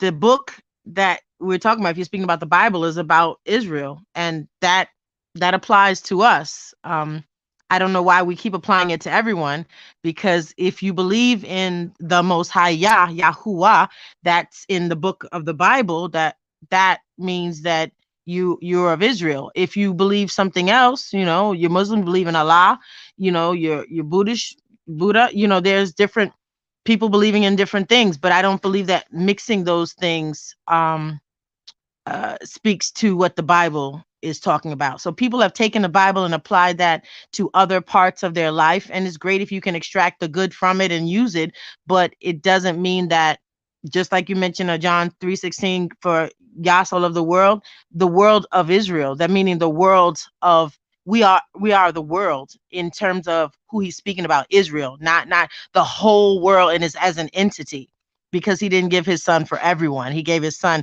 to reclaim back the people that were lost. Everyone wasn't lost. People have been doing things and serving and worshiping all kinds of gods all along, and that was fine as far as he allowed it. So it was okay. But as far as his own people, his special property, that's us. And so I just feel like you have to have integrity to what you believe. I mean, I I have no problem interacting with all kinds of people. I do it every day that don't believe what I believe. But as far as trying to build things as Black people building things together, I think we can find a way to do that without you ever having to hear or be involved in my personal faith in the Most High. But when we were speaking about the Black church, I have to say where they've gone off because they're not keeping their integrity to what the book is talking about. As far as us as a people, I think we can do a lot together. But my question would be then, where does it all at the end result of it? Because I believe that there's a result at the end. I believe in the Bible, so I know that we could manage to get together and we can manage to overcome and we can manage to build and do great things. But then there's still an end result that I know is coming. So I kind of live for my whole life, not just my life right now, if that makes sense. Yeah. I can respect that answer. Y'all wanted to say something. I'm gonna let y'all. All y'all wanted to say something. Y'all just jump in. Go ahead. I know Mason and Car ain't really If I can speak, you wrote some. Hold up. I ain't gonna be long. Real Black RBG. I ain't gonna be long. You wrote some scriptures forecast. So yeah, there's other books you do that because I think if people still living, because I don't think anything, in all honesty, just me, I don't think anything that was written 2,000 years ago is going to be designed for me to live today. The Bible have principles in it. I read the Bible. It's things in the Bible that I didn't even know was in the Bible. I just live my life. I'm just being honest. And my brother-in-law, we talk. He's a preacher. And we talk. He was like, you got that from the Bible. And I'm like, I ain't getting nothing from no Bible. I don't even read the Bible. That's what started. That's what started me. That's what started me reading the Bible. But then when I studied certain things in the Bible, it was like the Gentiles. Like, I don't know who the Gentiles is. I tell them I'm not a Gentile. The Jew. I don't know. And then this is a question that I know I'm African. I'm not Gentile. But the question that I always ask is like, how can I, and I just don't know, but how can I read the book and say those people in that book is me? And then I say, I'm going to worship the Most High and I'm the Most High's chosen people. I always ask, if that's me, what was I chosen for? Was I chosen to be put in slavery? Was I chosen to be treated like this? And if that's the case, that would be part of the reason that I would say, that ain't for me to worship, because anything that love me and I'm chosen and they love me more than everybody, it wouldn't put me through that. That's when I talk about it and when I sit back and I think about certain things, that's just some things that go through my mind, and those are just some questions that I ask. But yes, Forecast, you say you writing scriptures, so you the new man, but you can get your books in there. Yo, you a Hamite, bro. I ain't trying to hear that. Go ahead. Y'all funny right now. I'm sorry, no disrespect. That was mad disrespectful to whoever believes that. I'll take that back. Go ahead, Real Black Gentleman. Then make sure. I mean, I've been listening. Like, my whole thing is like, to me, the Bible is 5 karat gold, right? Which means there's a little bit of gold in there, but there's a lot of base metal. Now, from an African perspective, I don't see a lot of Africanness in the Bible. Now, for me personally, when to say I don't identify as Israel because it's not in Africa proper. My thing is with the Bible, and we're talking about extra scriptures, is where's the book of Ghana, right? Where's the book of the Congo? Where's the book of Zulu? Where's the book of Punt? Where's the books that describe? You know why? Because naturally, what I'm saying, and the thing is, like, it goes back to the idea that these people in Israel geographically somehow found their way to West Africa. Where's the archaeology for that? I think that the people in West Africa were already there.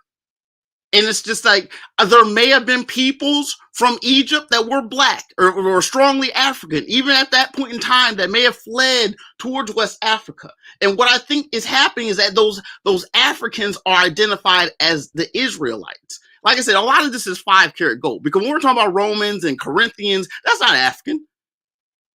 You know what I'm saying? This generalized, I guess, you know what I'm saying, act right principles, you know what I'm saying? You know what I'm saying? That, common sense type stuff, you know what I'm saying? You can kind of refer to in the book or whatnot. For me, I am an extreme cherry picker of that book. Like as far as like African peoples, it's all we had, but I feel like it's a tool that, unless there's extreme focus in a strong liberation theology, it winds us back into the suck. We can try to format the church with people who may or may not be like-minded, but it then opens up things for outside peoples who may align with some of those interests that we may or may not agree with. That's my concern. I don't want to put the enemy of the good, but in all of this takes a lot of conscious work. My thing is like I'm really good at looking at patterns. I look at what these white people is doing. That's my talent. I can see when they start talking about stuff and how it makes sense and how it relates to black people. Because a lot of what in general, when you talk about the news or economics, somehow or another alludes. I mean, I don't really speak an African language, but I know English. And I know English is the language of the money. And so like when the sister has mentioned, Matron has mentioned about the religion being an economic thing. I mean, again, I'm just allude to a certain group that tends to have economic ties in their institution, right? And again, I had said earlier, like the church itself, if the church were the black bank, it would be a phenomenal thing. And that I think is an ultimate goal that I think is probably easier than we think, because we could just go to the church and put our money in there, and somehow if the pastors were just like, look, we're gonna like, I don't know, turn it into like a susu or just genuine investment with like, saying financial minds going to the church and like CFOs of the church type stuff, in which, saying the church, I mean, again, churches buying land is great.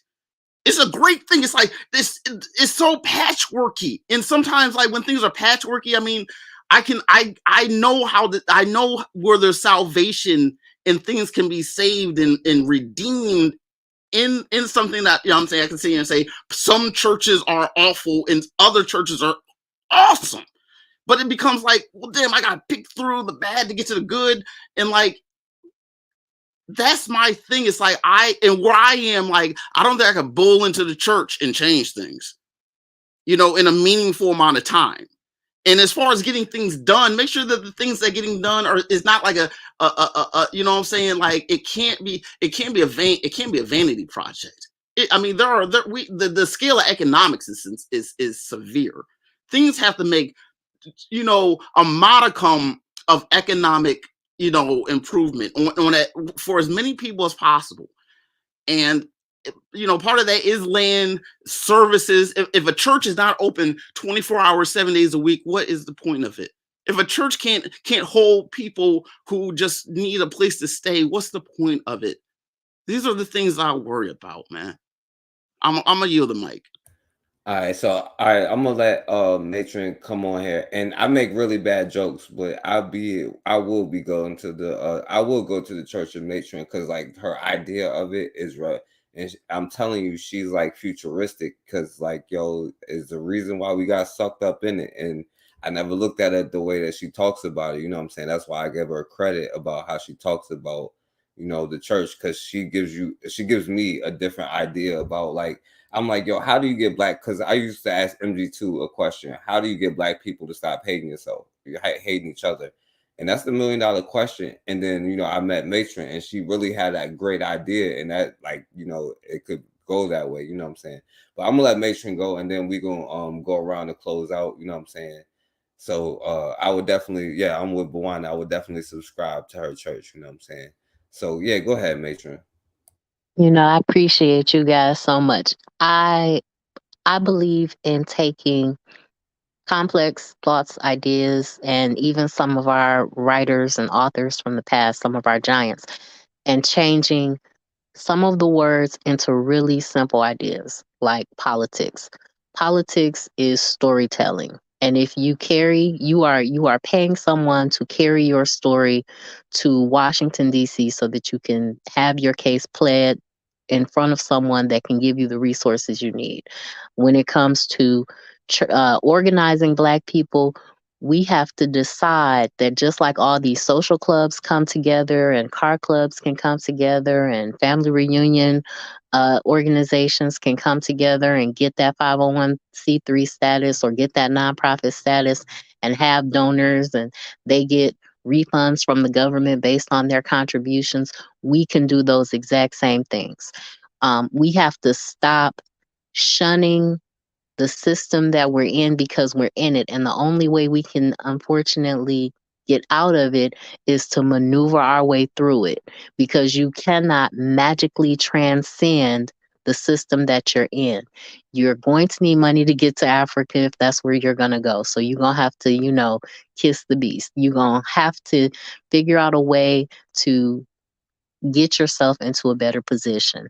And organizing with people that are like-minded is the only way that can happen. So if you have questions, y'all know, y'all can always email me or whatever. But the simple reality of the situation is that we have to look at church as a economy organizing place. And if the church that you're in is not organizing an economy that works for you, you either start your own church by telling the stories that are in the books that they respect and move on from there, or you go off and you start a program that is going to help you get to the point where you are organizing an economy. And remember, like Cassandra Cheek said, it's all about relationships.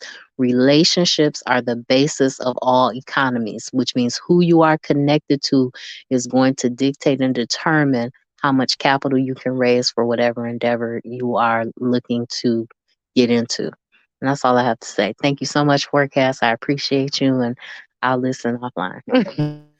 All right. So, I appreciate you, Matron, and shouts out to Matron. She definitely gave me the idea of with the nonprofits and stuff like that. So we're gonna close out like this, right? Because y'all made great points, right? So I want to show y'all something, right? And then I'm gonna show y'all this, and y'all can give y'all closing stuff. You know what I'm saying?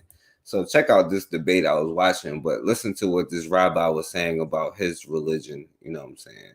Because they was debating, and it's interesting, right? Because when you watch a Black person debate this stuff, they have literally the same points as Europeans. Black people got our own creation stories, but they still use European creation stories. You know what I'm saying? But check out what he said about their religion during this quote unquote debate. I mean, for me, and I think for most of us, bringing up children in a Jewish way is teaching them to be part of a culture and a history and a civilization, teaching them the festivals, teaching them to be literate, because you have to begin somewhere, but at the same time to be critical. And we have a lot less emphasis on faith and belief in Judaism, much more on practice, because we do see faith as something that you need to think deeply about, that you need to come to your own conclusions about. We have broad parameters, but we are not a religion of a creed in precisely the way that, say, Christianity or Islam are. But with young children in faith schools, there are all kinds of issues about who gets a place as a Jewish faith school. What's the lineage of the mother in some cases? I mean, with children who your that father young, is. can you really say they're being raised to ask questions? To some extent, aren't they taught to believe certain things? And isn't that fundamental? I think they're taught to sing certain songs and to observe certain practices. But I love doing these programs with the BBC because it allows me to show some of the stuff that actually happens in our schools. And I remember 3 years ago, doing a program 3 or 4 years ago in a school under my ages in Birmingham, where more than half the children are Muslim. And it was just lovely listening to Muslim parents saying, well, we actually moved into this part of Birmingham. All right, yo, this is irrelevant, but this is what religion has done to black people. I thank God for slavery. I thank God for the crack house. If it wasn't for the crack house, come on somebody, God wouldn't have never been able to use me how he can use me now. And if it wasn't for slavery, I might be somewhere in Africa worshiping a tree. All right, so y'all got, so, you know, as we go around and close out, you know, Real Black Gentleman, what do you got to say about that? I mean, like, thank God for yeah. I mean, there's a difference between being, you know, counting your blessings and understanding, like, you know what I'm saying, understanding what you have come from and where you are now, to glorifying and not understanding why, you know, you're majoring in something that should be not as emphasized. You don't want to thank God for slavery. You don't thank God for the freedom, the awesomeness of the people who risked and lost their lives trying to free themselves from it. Nah, you'd be praying to a tree right now if it wasn't for that right now. So I don't know what you're talking about, Real Black Gentleman. It's just like, you know what I'm saying? It's like there's so much where it's like,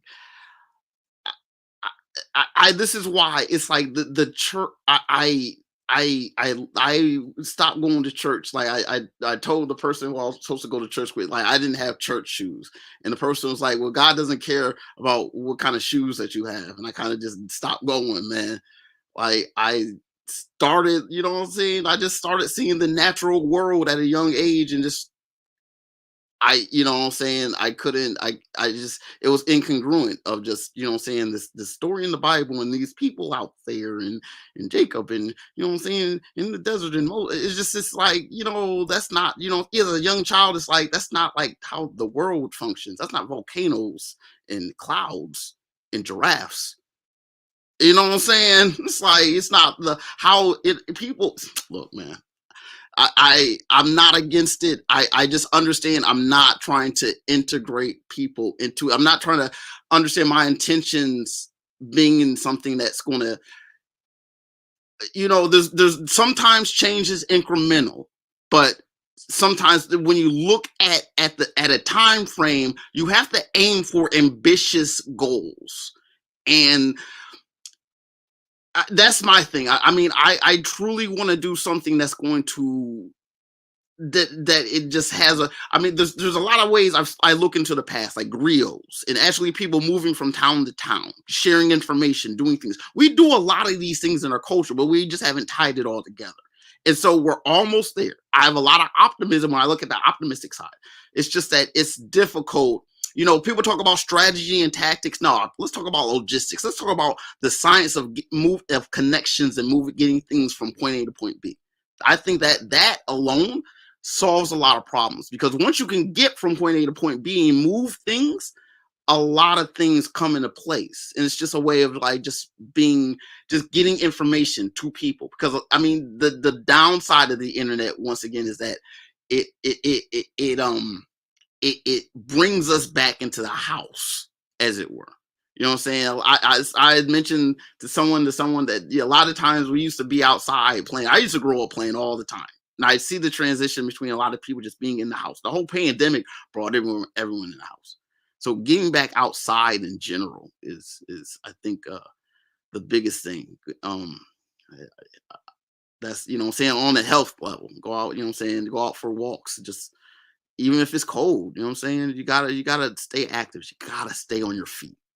I'm gonna pass the mic. Yeah, I appreciate you. I appreciate you for coming on here, Real Black Gentleman. Definitely, my brother. Bakari, before I let you go, my brother, I want you to hear how you've been sounding all night real quick. You know what I'm saying? I want you to hear what you've been sounding like. I thank God for slavery. I thank God for the crack house. If it wasn't for the crack house, come on somebody, God wouldn't have never been able to use me how he can use me now. And if it wasn't for slavery, I might be somewhere in Africa worshiping a tree. That's how you've been sounding all night, trying to make excuses. because I skipped a brother who literally came, Who I who was made, like, because we gonna who I talk made about it next week. excuses So for. I was able to skip it. You know what I'm saying? We was talking about So who I made excuses for? the black church and today. Oh, You know what I'm because I said saying? don't worry. Because I said don't worry about it because I don't go. I look at me and see what I can do and stop pointing at people talking about what they're not doing. Come on, somebody. I'm That's just right. saying. You just sit there and made excuses. So that's what you were sounding like all night. Because we're gonna talk about it next week. That's why I was able to skip it. How The is it? brother. How is it? Okay, so watch this, right? Let me ask you a question. What if those church members you talking about talking to you, and then they say, "Well, what is your organization doing?" Then what you gonna say?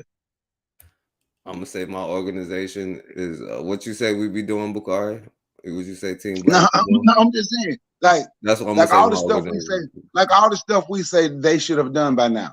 So even when I mentioned the church that did it, people I'm ignored gonna it. say we ain't turning the other cheek. I'm gonna say if they bomb our tribe, I'll be like, I forgives you and all that kind of stuff. And I'm gonna be like, yo, you taught me to love everybody. You know what I'm saying? That's what I'm saying.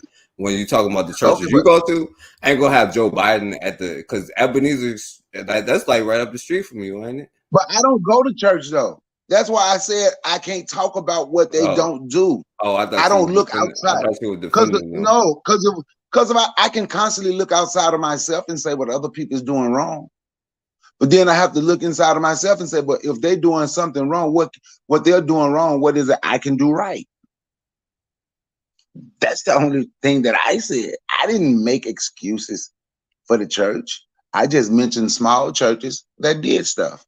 And if that making excuses for me saying the church actually got a house for the homeless where they feed the homeless, give them clothes, wash their clothes, and give them somewhere to church. If I say I know a church that do that, how is that me making an excuse for the church? I hear you, Bukari, but when you come with I'm that just turn asking, but how? No, because but how is that an excuse? when you come with that turn the other cheek doctrine, you know what I'm saying, and you know I what I'm didn't saying say nothing that's about the turning. churches that's I around didn't say you. anything. We just saw the churches No, I that's didn't say around you. anything. I didn't say anything. No, I talked about a couple churches that I knew. That was it. I don't go to church, and that's the thing. So since okay, watch this. Like I'm not part of the so-called conscious community. I don't even use the word conscious to describe me at all. The conscious community ain't doing shit, but don't nobody talk about them. I'm not gonna talk about them because I'm not a part of it. So you ain't But conscious. they So ain't. you ain't conscious, Bukari. I don't use that to describe myself because these So so-called conscious what people. you say? I'm sleep. No, That's how you describe yourself. I'm sleep. no. What I say is I'm So either black. you I'm conscious African. or you That's what sleep. no, I just told you what I am. But I don't use that to describe myself. But the point that I'm making is because they don't go to church and they can get on social media and they can cuss out the church and they can cuss out the Hebrew Israelites and they can cuss out the Muslims. Nobody never questioned. They have made all this money from black people on social media. Why haven't they built something?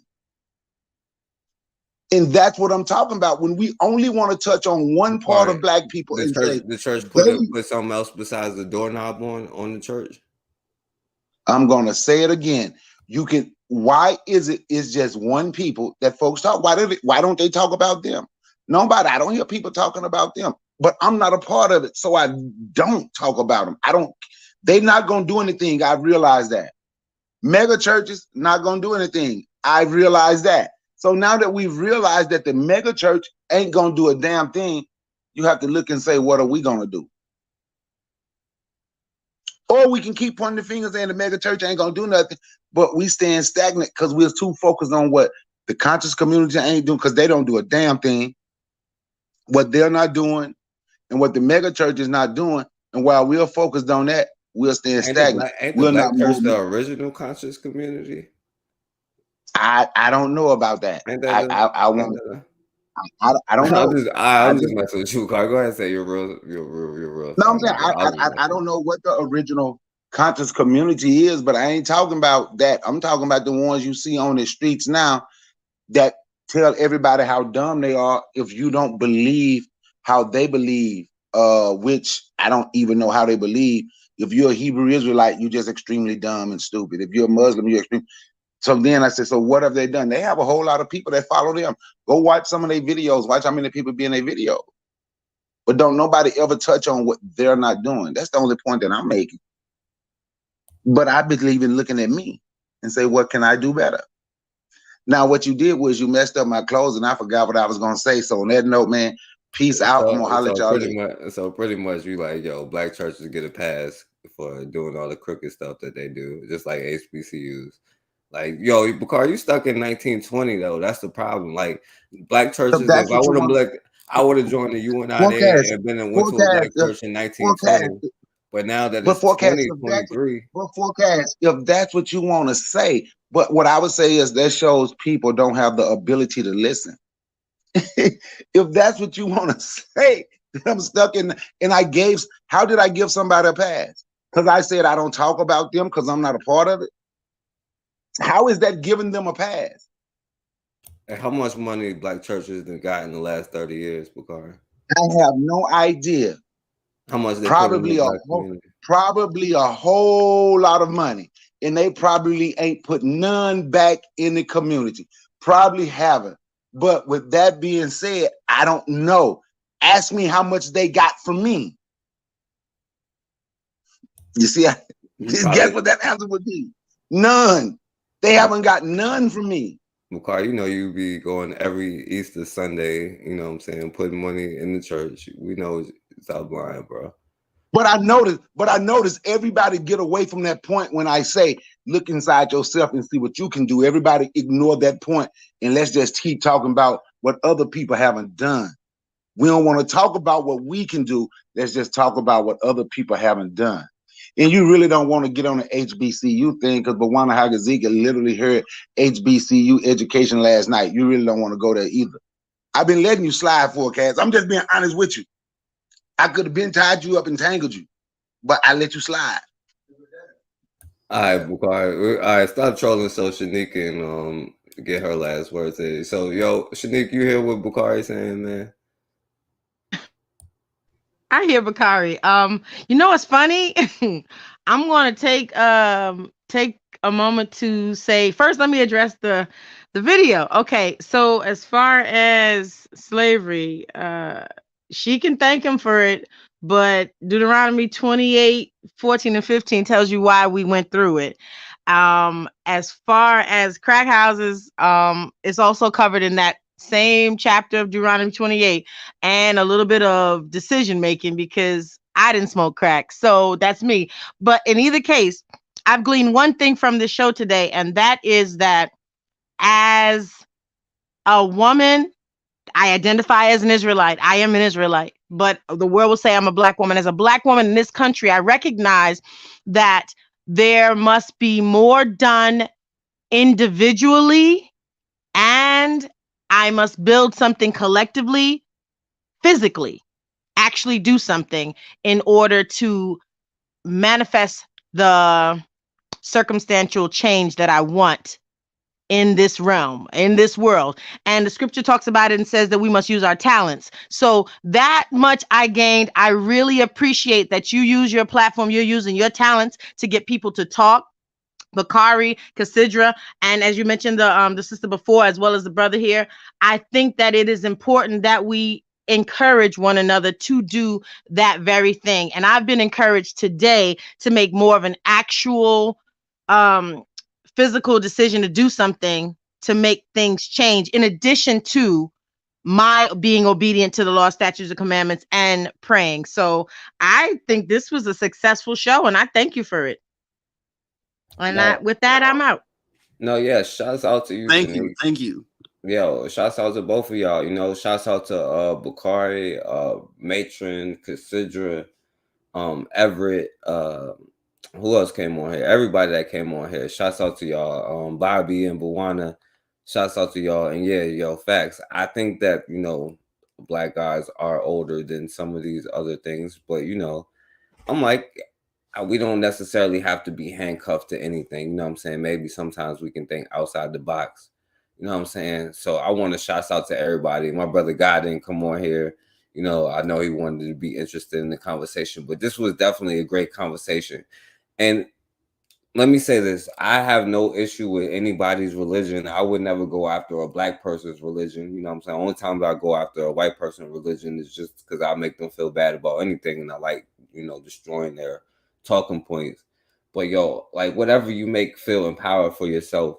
But as long as you don't take the power from outside of yourself and give it to something else, you know what I'm saying? Or you're waiting, or that you think that everybody's your friend, or that you would invite anybody in, you know what I'm saying? These are certain things that I would have an issue with, you know what I'm saying? But your religion as a whole, that's on your own. That's why I don't really talk about religion. And I do think that we should necessarily leave it at the door, because I think that we all can agree that our children's safety is the most important thing. Like, we can all agree, no matter what we believe in religiously, they all agree that our children's safety is the most important thing, whether that be their education, their mind, you know, or their physical safety. Because right now we can't do anything to anything. So those are the most important discussions, and we could put aside our beliefs. If we can't do that for our children, I don't really know what it takes. And it's really been like 600 years, so I really don't know what it takes. But I got a shout out to all of y'all, and I'm gonna let this be the last word. And it's no disrespect, but I'm still gonna let it be the last words. You know what I'm saying? Because you know, I'm gonna let her give Bakari's last statement, but I'm also play what y'all be sounding like sometimes. You know.